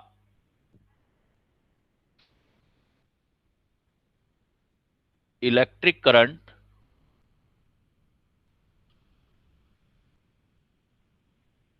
produced in photoelectric effect। जो फोटो इलेक्ट्रिक इफेक्ट लिया आपने, सपोज ये लिया आपने कि भाई यहाँ फोटोन आया, ये यहां से इलेक्ट्रॉन निकला, या कई सारे फोटोन आए तो कई सारे इलेक्ट्रॉन निकले, ये इलेक्ट्रॉन करंट देंगे। इस करंट को स्टॉप करने के लिए हम क्या करते हैं, अपोजिट कोई बैटरी लगा देते हैं, तो वापस फ्लो अपोजिट साइड कर देते हैं, तो और करंट जो है उसका रुक जाता है। तो इस करंट को आप बोलते हो स्टॉपिंग पोटेंशियल। तो स्टॉपिंग पोटेंशियल हमेशा जितनी मूवमेंट ही तो रोकना है आपको, इलेक्ट्रॉन का मूवमेंट रोकना है, मतलब आपने काइनेटिक एनर्जी रोकनी है। तो काइनेटिक एनर्जी के इक्वल स्टॉपिंग पोटेंशियल एनर्जी की फॉर्म में हम Vs लिख देंगे। S मतलब स्टॉपिंग, V मतलब पोटेंशियल। काइनेटिक एनर्जी के इक्वल अगर हम एनर्जी दे देंगे तो उसका मोशन रुक जाएगा इलेक्ट्रॉन का, और उसको हम बोलेंगे स्टॉपिंग पोटेंशियल। तो स्टॉपिंग पोटेंशियल बस आपने करना क्या है, स्टॉपिंग पोटेंशियल जहां भी आ जाए, जहां काइनेटिक एनर्जी का फार्मूला है हमारे पास, उस काइनेटिक एनर्जी की जगह आप EVS रख देंगे। जैसे आप ये पढ़ते हो कि भाई कोई भी एनर्जी आएगी तो E होगा, E is equal to work function plus क्या पढ़ते थे, काइनेटिक एनर्जी। अब आप काइनेटिक एनर्जी की जगह क्या रख दो, EVS। E इलेक्ट्रॉनिक चार्ज हो जाएगा, वर्क प्लस EVS, ये E electronic charge,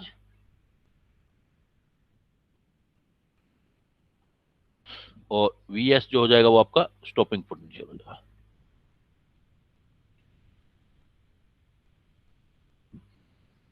stopping potential. तो देखो बेटा, अभी तक की क्लास के अंदर हमने क्या किया, आज हमने कुछ फिजिक्स, एक तरह से देखें तो फिजिक्स और केमिस्ट्री का कंबाइन वाला पार्ट अभी तक कर रहे हैं। हमने क्या पढ़ा कि भाई लाइट होती है, तो लाइट की जनरली वेव नेचर होती है, हाँ होती है वेव नेचर, जनरली पढ़ते ही हैं, लेकिन कुछ फिनोमिना ऐसे हैं जो उसके पार्टिकल नेचर से एक्सप्लेन किए जा सकते हैं। वेव नेचर किसी भी एनर्जी की जो रेडिएशन है, अगर उसको हम इलेक्ट्रोमैग्नेटिक रेडिएशन पढ़ते हैं, तो इलेक्ट्रोमैग्नेटिक रेडिएशन क्या होती है बताएंगे बेटा, रिपीट कर दो, इलेक्ट्रोमैग्नेटिक रेडिएशन क्या होती है, कौन सी एनर्जी को इलेक्ट्रोमैग्नेटिक रेडिएशन बोलेंगे, क्या रिकॉग्निशन होगा उसका, क्या प्रॉपर्टी होंगी?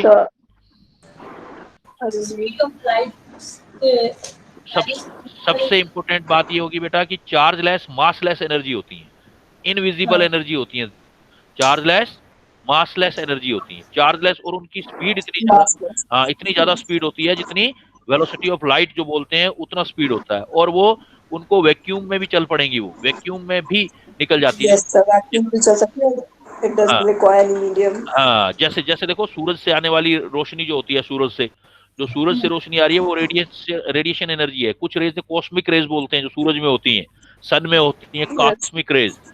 और जो हम एक्सरे खिंचवाते हैं, जो देखो हम एक्सरे एक्सरे जो हम खिंचवाते हैं, जो एक्सरे होती हैं, वो भी इलेक्ट्रोमैग्नेटिक रेडिएशन का पार्ट है। तो जनरली रेडिएशन हम वेव नेचर में कंसिडर करते हैं, लेकिन कुछ फिनोमिना ऐसे हैं जो उसके वेव नेचर से एक्सप्लेन नहीं होते, उसको पार्टिकल नेचर मान करके करना होता है। तो पार्टिकल से कौन कौन से होते हैं, क्या क्या नाम है, मैंने 5 बताए हैं। Number 1 photo electric effect, number 1 देख ही रहे हो आप, photo electric effect. Number 2 Compton effect, दूसरा black body Compton radiation, effect, black body radiation, atomic spectrum pattern, radiation capacity temperature. एक फिजिक्स वाला पॉइंट दिया था मैंने आपको, एक दिया था variation of heat capacity with temperature,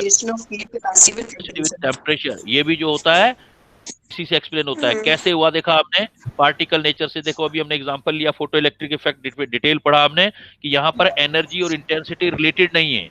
energy बढ़ाओगे तो काइनेटिक एनर्जी बढ़ेगी, लेकिन इंटेंसिटी बढ़ाओगे तो एनर्जी पर कोई फर्क नहीं पड़ेगा, नंबर ऑफ फोटोन बढ़ जाएंगे, करंट बढ़ जाएगी। क्लियर?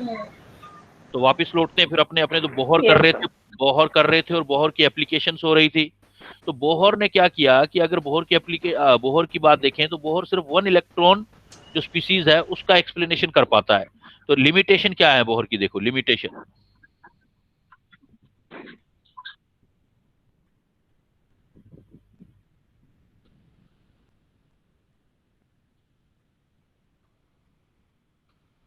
एक तो ये स्पेक्ट्रम भी जो एक्सप्लेन किया सिर्फ 1 इलेक्ट्रॉन स्पीसीज के लिए एप्लीकेबल है, only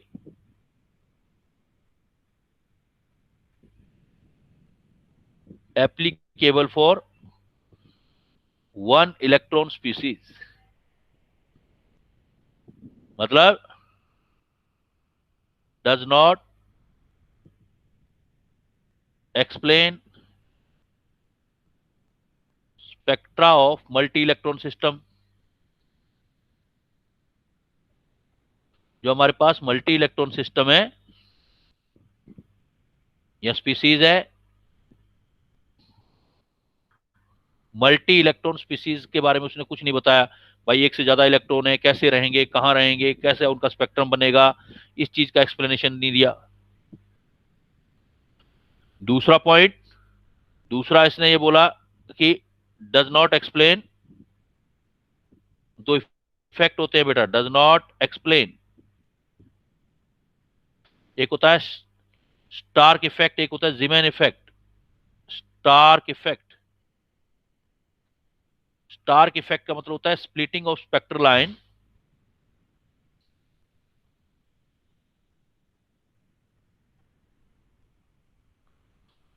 splitting of spectral line in electric field. अगर कोई एटॉमिक स्पेक्ट्रम देखते हैं, उसकी लाइन को इलेक्ट्रिक फील्ड में देखते हैं, तो फिर वो छोटी छोटी लाइन में डिवाइड हो जाती हैं। ऐसा क्यों होता है ये एक्सप्लेन नहीं कर सका वो। Does not explain Stark effect splitting of spectral line in electric field. आपसे सीधा पूछा जाएगा what is the Stark effect, आप बोलोगे splitting of spectral line in electric field. And Zeeman effect,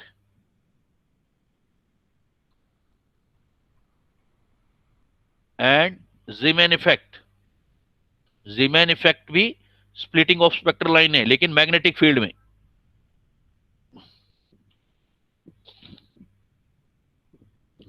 does not explain Stark effect and does not explain Zeeman effect. Zeeman effect पूछेगा क्या है, you will say splitting of spectral line in magnetic field. Magnetic field में spectral line का explain नहीं कर सका वो। अब इसने पार्टिकल के, अभी देखो अभी हमने पढ़ा कि लाइट की ड्वेल नेचर होती है, मतलब लाइट है तो वेव, पार्टिकल नेचर भी एक्सप्लेन करता है। इसी टाइप से कोई मटेरियल है, मूविंग मटेरियल है, तो वो पार्टिकल है तो उसको भी वेव नेचर एक्सप्लेन करना चाहिए। तो ये डज नॉट एक्सप्लेन, मतलब इसके आगे जो भी पढ़ेंगे उसको वो एक्सप्लेन नहीं कर सका था। Does not explain dual nature of matter. भाई लाइट मैटर की तरह बिहेव करती है, तो मैटर भी तो लाइट की तरह बिहेव करना चाहिए। ड्वेल नेचर ऑफ मैटर, जिसको आप आगे जाके पढ़ेंगे de Broglie hypothesis. De Broglie hypothesis does not explain Heisenberg uncertainty principle.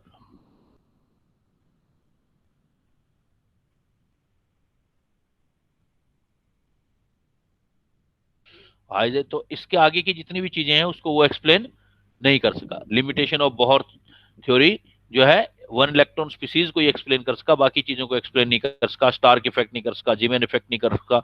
ये ज्यादा इंपॉर्टेंट है, ये तो अभी पढ़ना ही है आपने, और ये हम पढ़ ही रहे हैं। Only applicable for one electron system. तो इसके बाद जो आता है पार्ट फिर डी ब्रोगली पर आ जाता है। भाई उसने बोला कि लाइट की ड्वेल नेचर होती है तो मटेरियल की भी ड्वेल नेचर होनी चाहिए। उसने अपना हाइपोथेसिस दिया, उसका उसने सोचा कि ऐसा हो सकता है, आगे चल के सही भी हुई बात हो। तो नेक्स्ट आता है de Broglie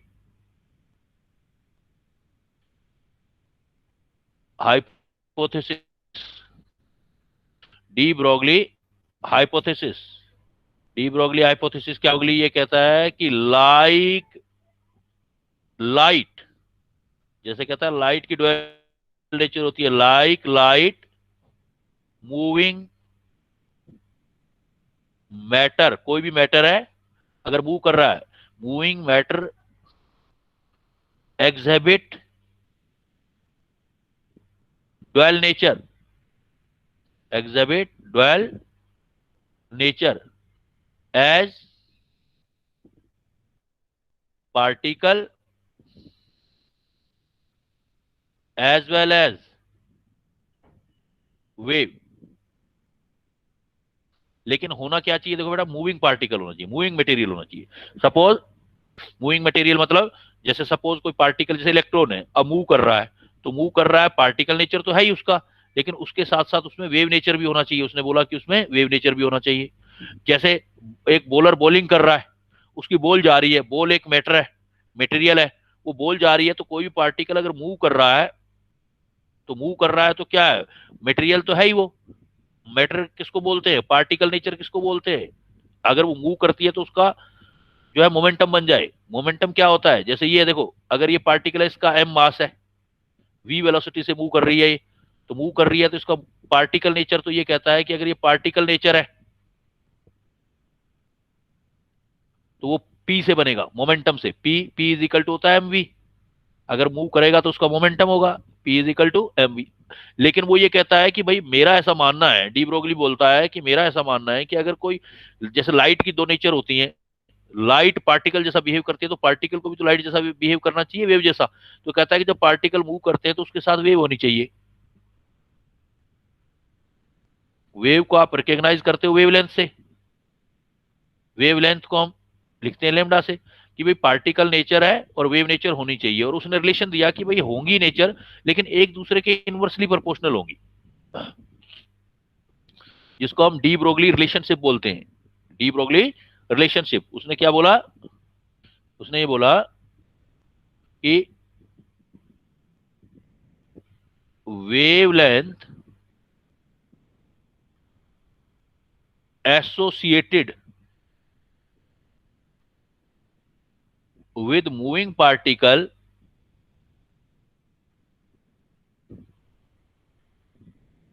is inversely proportional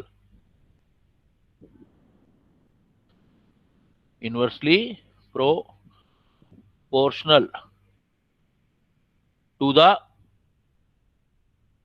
momentum of matter। कहता दो नेचर होती हैं, लेकिन दोनों नेचर एक दूसरे के अपोजिट होती हैं, तो इसको बोलते हैं लेमडा इनवर्सली प्रोपोर्शनल 1/p। छोटा सा रिलेशन है लेकिन काफी इंपोर्टेंट है।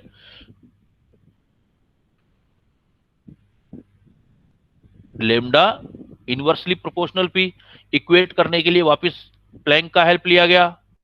Lambda is equal to h/p और p is equal to mv होता है, h/mv। Lambda is equal to h/mv। m क्या है? ये मास ऑफ वन पार्टिकल, जो आप पार्टिकल यूज कर रहे हो उसके mass of one particle use करना है। v जो है वेलोसिटी ऑफ मूविंग पार्टिकल। लेकिन बड़ा ध्यान से करना बेटा ऐसे question.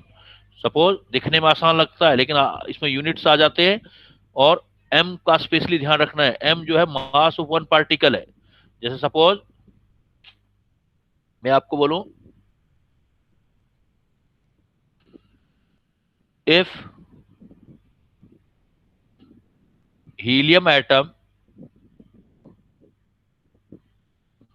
is moving 300 meter per second, calculate the wavelength associated with moving helium. If helium atom is moving 300 meter per second, calculate the wavelength associated with moving helium. अब देखो, ये सपोज हीलियम एटम है, spherical, ये move कर रहा है, ऐसे move कर रहा है, तो कहता है इसके साथ एक वेव बनेगी, वो वेव कैलकुलेट करनी है आपको। तो वेव कैलकुलेट करनी है तो लेमडा इज इक्वल टू क्या आ जाएगा, lambda is equal to H upon M V, lambda is equal to, और सपोज उसने बोल दिया कि वेवलेंथ इन एंगस्ट्रॉम निकालनी है आपको, जनरली यही पूछेगा, तो lambda is equal to H upon M V. अब देखो बेटा, मैंने जैसे बताया था कि फार्मूला छोटा है लेकिन कैलकुलेशन में बड़ी प्रॉब्लम आती है, मिस्टेक हो जाती है। तो आप h क्या लोगे बेटा, h is equal to Planck constant है, एसआई यूनिट में सोल्व करो पहले, 6.6 इंटू 10⁻⁻³ जूल सेकंड गिवन होगा h का वैल्यू आपको। m क्या है, m, अब यहां प्रॉब्लम आती है, m इज इक्वल टू है mass of one helium atom, तो वन हीलियम एटम का मास लेना है, तो ये होगा आपका एटॉमिक वेट, यहां प्रॉब्लम आ जाती है, atomic weight upon Avogadro number, ये भी ग्राम में निकलेगा, किलोग्राम में करना है आपको, ये ग्राम, तो ग्राम करने के लिए क्या कर दो आप, 10⁻⁻, कितना लिख दें, -3, तो ये किलोग्राम में आ जाएगा एसआई यूनिट के लिए। ये प्रॉब्लम आती है ज्यादातर, ये ऐसा नहीं कर पाते बच्चे, मिस कर देते हैं ये वाला सेगमेंट, क्योंकि आप पहले एसआई में निकालोगे लेमडा, एसआई में निकालोगे तो जो एटॉमिक वेट या मोलिकुलर वेट जो भी है वो ग्राम में होते हैं, उसको एवोगैड्रो नंबर से डिवाइड करोगे, फिर किलोग्राम में कन्वर्ट करने के लिए 10⁻³ करोगे, वेलोसिटी दे ही रखा है, वी आपके पास गिवन ही है 300 मीटर पर सेकेंड। तो ये अब मैं सोल्व करूंगा तो lambda is equal to H की वैल्यू 6.6 इंटू 10⁻⁻34, m की वैल्यू, अब m ध्यान से देना, एटॉमिक वेट हीलियम का आता है, जनरली सीधे बच्चे 4 ही रख देते हैं बस, atomic weight into 10⁻³ divided by Avogadro number लिखोगे 6.02 10⁻23, तभी वन पार्टिकल का वेट बन पाएगा वो Na, और m आ गया, वेलोसिटी रख दो, वेलोसिटी है 300, तो अप्रोक्सीमेट निकाल लो इसको कितना जाता है, ये अप्रोक्सीमेट 2 पे चला गया, ये भी 2 पे आ गया, ये 3.3 रह गया, पावर सोल्व कर लो, ये -1 ऊपर जाके +1 24, तो lambda is equal to 3.3 into 10⁻⁻, ये सोल्व कर लो बेटा, -1 24 तो -10 हो गया, ये मीटर है, -10 मीटर, 10⁻⁻10 मीटर ये एंगस्ट्रॉम होता है, तो lambda is equal to 3.3 angstrom, तो वेवलेंथ आपका कैलकुलेट हो जाएगा। बट ये ध्यान रखना है, अगर एटम या मॉलिक्यूल हो तो पर पार्टिकल का कैलकुलेट कर लेना, मतलब मोल कॉन्सेप्ट इसमें मिक्स हो जाएगा, मोल कॉन्सेप्ट यूज करना पड़ेगा आपको, एटॉमिक वेट अपॉन Na लगाना पड़ेगा। हाँ, अगर एटम या मॉलिक्यूल नहीं है, सीधी जैसे बोल वगैरह वो कहता, तब हमें एवोगैड्रो नंबर का रिक्वायरमेंट नहीं है, वो तो बोल का पार्टिकल का वेट हम सीधा ही रख सकते हैं इसमें। बट इस फार्मूले से क्या है, रिगार्डिंग अनदर फार्मूले बनते हैं आपके, देखो आपने पढ़ा lambda is equal to H upon M V या पी, तो since P square is equal to 2m होता है, 2m काइनेटिक एनर्जी, E कह दो या काइनेटिक एनर्जी, तो P की वैल्यू रख सकते हो आप, P is equal to under root 2m kinetic energy आ जाएगा। तो lambda is equal to H upon, अगर काइनेटिक एनर्जी डायरेक्ट दे रखी है 2m काइनेटिक एनर्जी रख देंगे।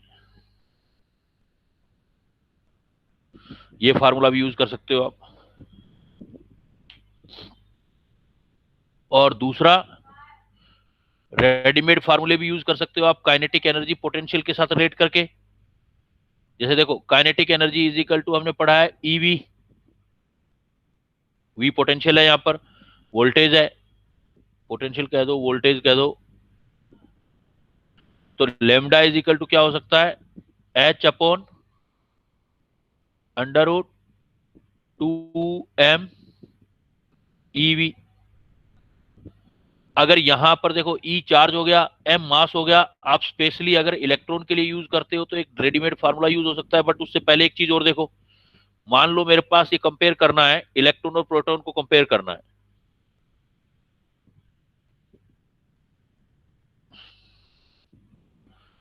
नॉलेज क्लाउड में दे देते हैं, if we compare lambda associated with moving electron and proton with same voltage।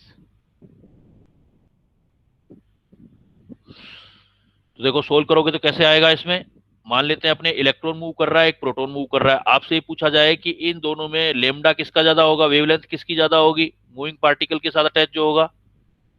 तो सपोज कैसे कैलकुलेट करोगे, देखो ये सपोज इलेक्ट्रॉन है, ये मूव कर रहा है, ये प्रोटॉन है, ये मूव कर रहा है, इसका इससे एसोसिएटेड लेमडा ये हो गया, इससे एसोसिएटेड ये हो गया। अब you know lambda is equal to voltage same कह रहा है दोनों में, इस पे भी लगा दो, इस पे भी लगा दो। लेमडा इज इक्वल टू क्या है हमारे पास formula, H upon 2m EV. अब चेक करो, देखो एच दोनों के लिए कांस्टेंट, एच का वी वोल्टेज कांस्टेंट हो गया, चार्ज दोनों का बराबर ही होता है, बस एक पॉजिटिव होता है नेगेटिव होता है, ये भी हट गया। चेंज सिर्फ किस में आएगा, एम में। एम के हिसाब से आप देखोगे जिसका एम ज्यादा आता जाएगा, एम जिसका ज्यादा होगा उसका लेमडा कम हो जाएगा। तो इलेक्ट्रॉन और प्रोटॉन में मास जो है प्रोटॉन का ज्यादा होता है, इसलिए लेमडा उसका छोटा होगा। तो lambda E greater than lambda P. Even आप कैलकुलेट करना चाहते हो, एक्सप्रेशन भी कैलकुलेट कर सकते हो, वैल्यू भी कैलकुलेट कर सकते हो आप। जैसे मान लो कैलकुलेशन करना है आपको,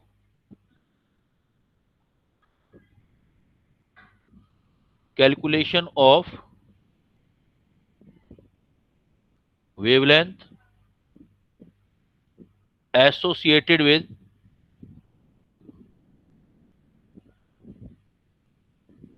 मूविंग इलेक्ट्रॉन। अब बेटा स्पेशली हम इलेक्ट्रॉन की बात कर रहे हैं, moving electron, calculation of wavelength associated with moving electron on applying, suppose मैं कुछ दे देता हूं 100 वोल्ट।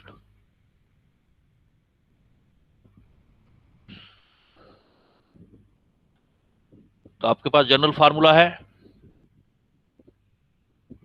और इसके लिए एक आप रेडीमेड फार्मूला ये भी लर्न कर सकते हैं, अभी मैं करवाता हूं क्योंकि इस पर क्वेश्चंस आती हैं आपकी। तो lambda is equal to H upon under root 2m E. V सारी वैल्यू रख दो आप, वोल्टेज को छोड़ करके। मास ऑफ इलेक्ट्रॉन होता है 9.1 इंटू 10⁻⁻³ किलोग्राम। इलेक्ट्रॉनिक चार्ज जो है वो आपको 1.6 इंटू 10⁻⁻19 कूलम है। एच की वैल्यू आपको आती है 6.6 इंटू 10⁻34 जूल सेकंड। ये सारी वैल्यू पुट करोगे तो आप रेडीमेड ये फार्मूला कर सकते हो 12.27 अंडर रूट वोल्टेज। लेकिन ये ध्यान रखना सिर्फ इलेक्ट्रॉन के लिए एप्लीकेबल है, प्रोटॉन के लिए फिर नया फार्मूला बनेगा। तो lambda electron is equal to H upon under root 2 MeV 12.27 under root voltage. ये वोल्टेज है, डायरेक्ट आपका वोल्टेज 100 वोल्ट है तो 100 वोल्ट रख दो आप। कैलकुलेट करना है तो लेमडा इलेक्ट्रॉन 12.27 डिवाइडेड बाई 100, तो 100 कर दोगे तो कितना आएगा 100 का 10,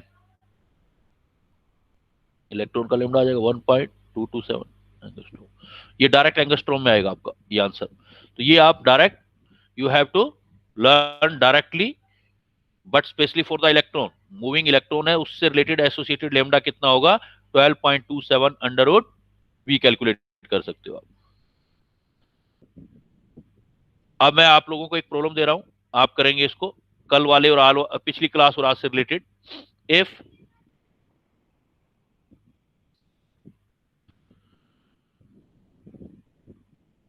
twenty electron volt energy is given to hydrogen atom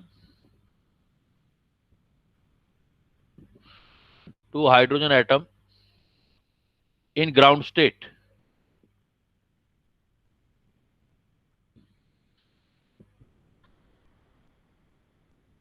calculate the wavelength associated with moving electron।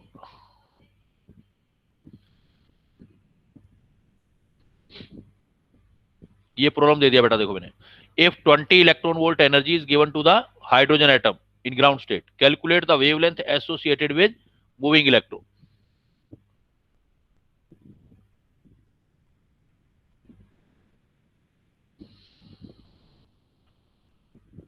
कल वाला कॉन्सेप्ट यूज करो जो पिछली क्लास वाला। ये हाइड्रोजन है, इसका न्यूक्लियस है, ये इलेक्ट्रॉन है इसका। इस इलेक्ट्रॉन को आप इंफिनिटी में ले जाओगे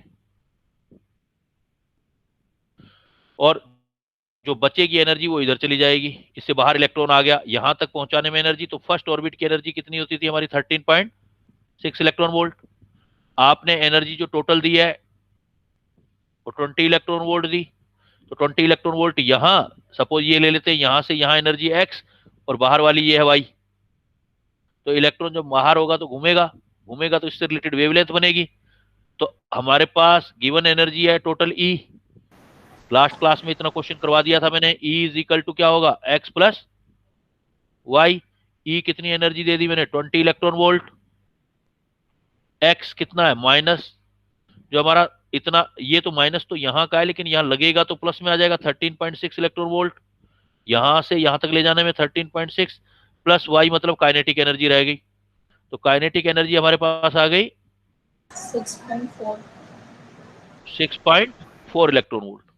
अब ये इलेक्ट्रॉन जो बाहर निकल गया, एटम से बाहर निकल गया, तो बाहर घूमेगा तो उसके लेमडा एसोसिएटेड रहेगा। तो लेमडा का काइनेटिक एनर्जी का फार्मूला यूज करो, lambda is equal to H upon under root, ये फार्मूला किया था 2m काइनेटिक एनर्जी। ये फार्मूला यूज कर सकते हैं हम यहां पर।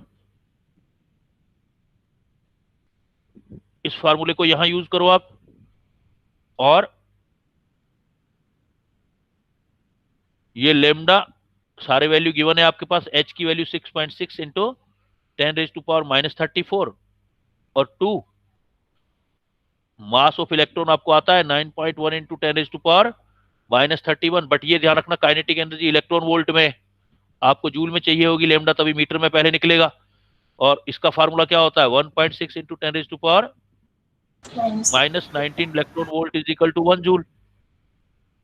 तो आप 1 इलेक्ट्रॉन वोल्ट की जगह ये एनर्जी रख सकते हो, तो 6.4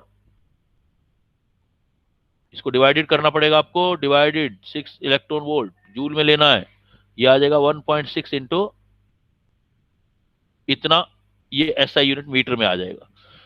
फिर आप इसको एंगस्ट्रॉम में कन्वर्ट कर सकते हैं, तो कैलकुलेशन हो जाएगा। ये कैलकुलेशन कर लेंगे हम, इस हिसाब से ये कैलकुलेट हो जाएगा। तो कॉन्सेप्ट देखो आप, पहले इलेक्ट्रॉन था, बोहर थ्योरी भी लगा दी और आपने डी ब्रोगली भी लगा दिया।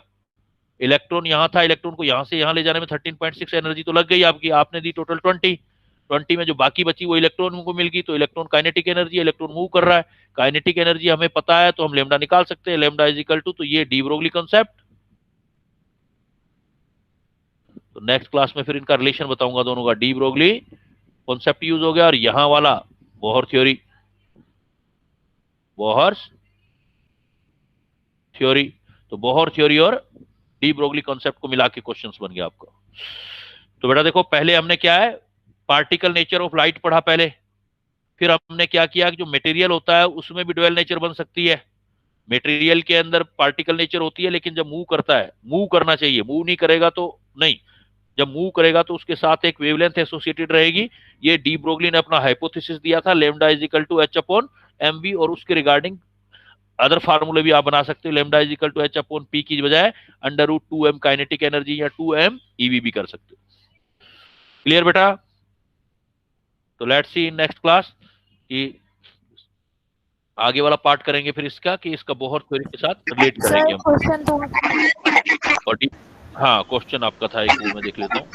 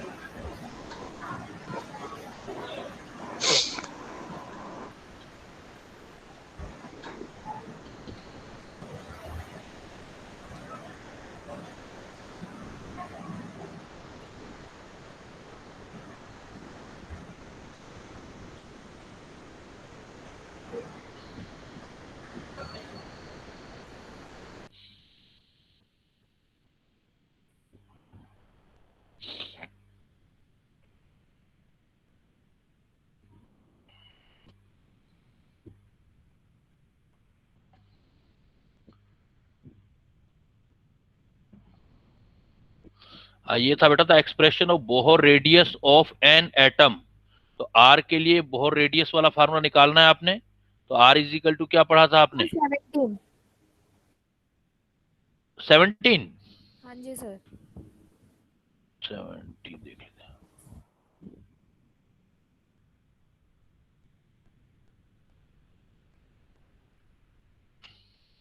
The kinetic energy of electron, अभी बताया तो था बेटा, ये नहीं बताया था क्या? The kinetic energy of electron in second Bohr orbit of hydrogen atom, भी बताया तो था मैंने 17 वाला। सर उससे नहीं आ रहा है, हैं? तो इसको सॉल्व किया तो नहीं आ रहा है।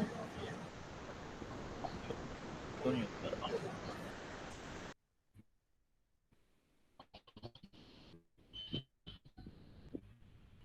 The kinetic energy of electron in second Bohr orbit of hydrogen atom in Bohr radius, H की टर्म में हमने आंसर देना है उसका। तो हमने क्या किया था कि भाई काइनेटिक एनर्जी निकाली। काइनेटिक एनर्जी जो होती है वो होता है half M V square, half M V square है, इधर एच की टर्म में आपको लाना है। तो M V R is equal to N H upon 2 pi है। तो एम वी आर वी की टर्म में ले आए आप, v इज इक्वल टू आ गया N H upon 2 pi M R, 2 pi M R. तो ये कितना हो गया? Kinetic energy is equal to half M V का स्क्वायर आ गया, तो एन का स्क्वायर, एच का स्क्वायर, 4 पाई का स्क्वायर, एम का स्क्वायर, आर का स्क्वायर। एक एम से एक एम कैंसिल हो गया। अब आपके पास काइनेटिक एनर्जी आ गया एन स्क्वायर एच स्क्वायर 4 टू जा 8 पाई स्क्वायर एम आर का स्क्वायर। अब आर की वैल्यू पुट करो आप, आर इक्वल टू कितना होता है? 0.59 एन स्क्वायर जेड, या फिर आपको होता है इसी टर्म में देना ना आपको। तो 0.529 कांस्टेंट ले लेते हैं, 0.529 एन स्क्वायर अपॉन जेड ले लेते हैं। तो 0.529 कांस्टेंट वैल्यू है, इसको ए नोट ले लो। ए नोट दे रखा है उसने, A naught Bohr radius N square upon Z. Hydrogen है तो जेड की वैल्यू हाइड्रोजन है, हाइड्रोजन तो जेड की वैल्यू 1 हो गई।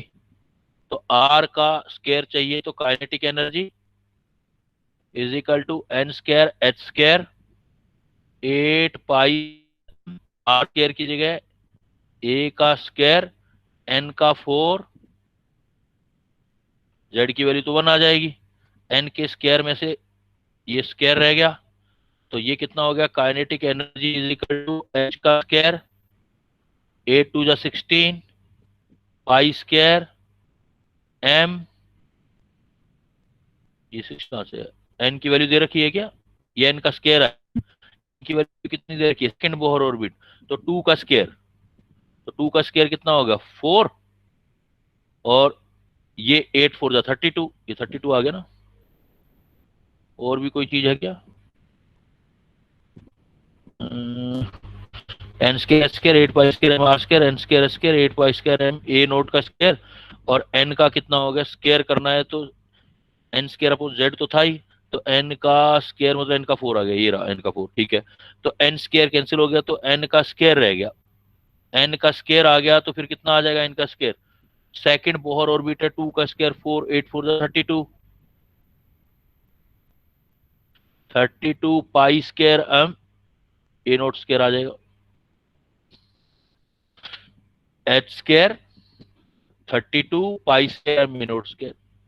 ये आंसर मैच कर लो किससे आ रहा है आपका, क्लियर हो गया ना। Hello,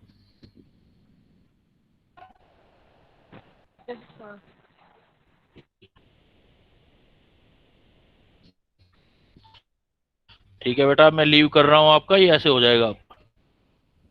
okay sir. Thank you sir. चलेगा।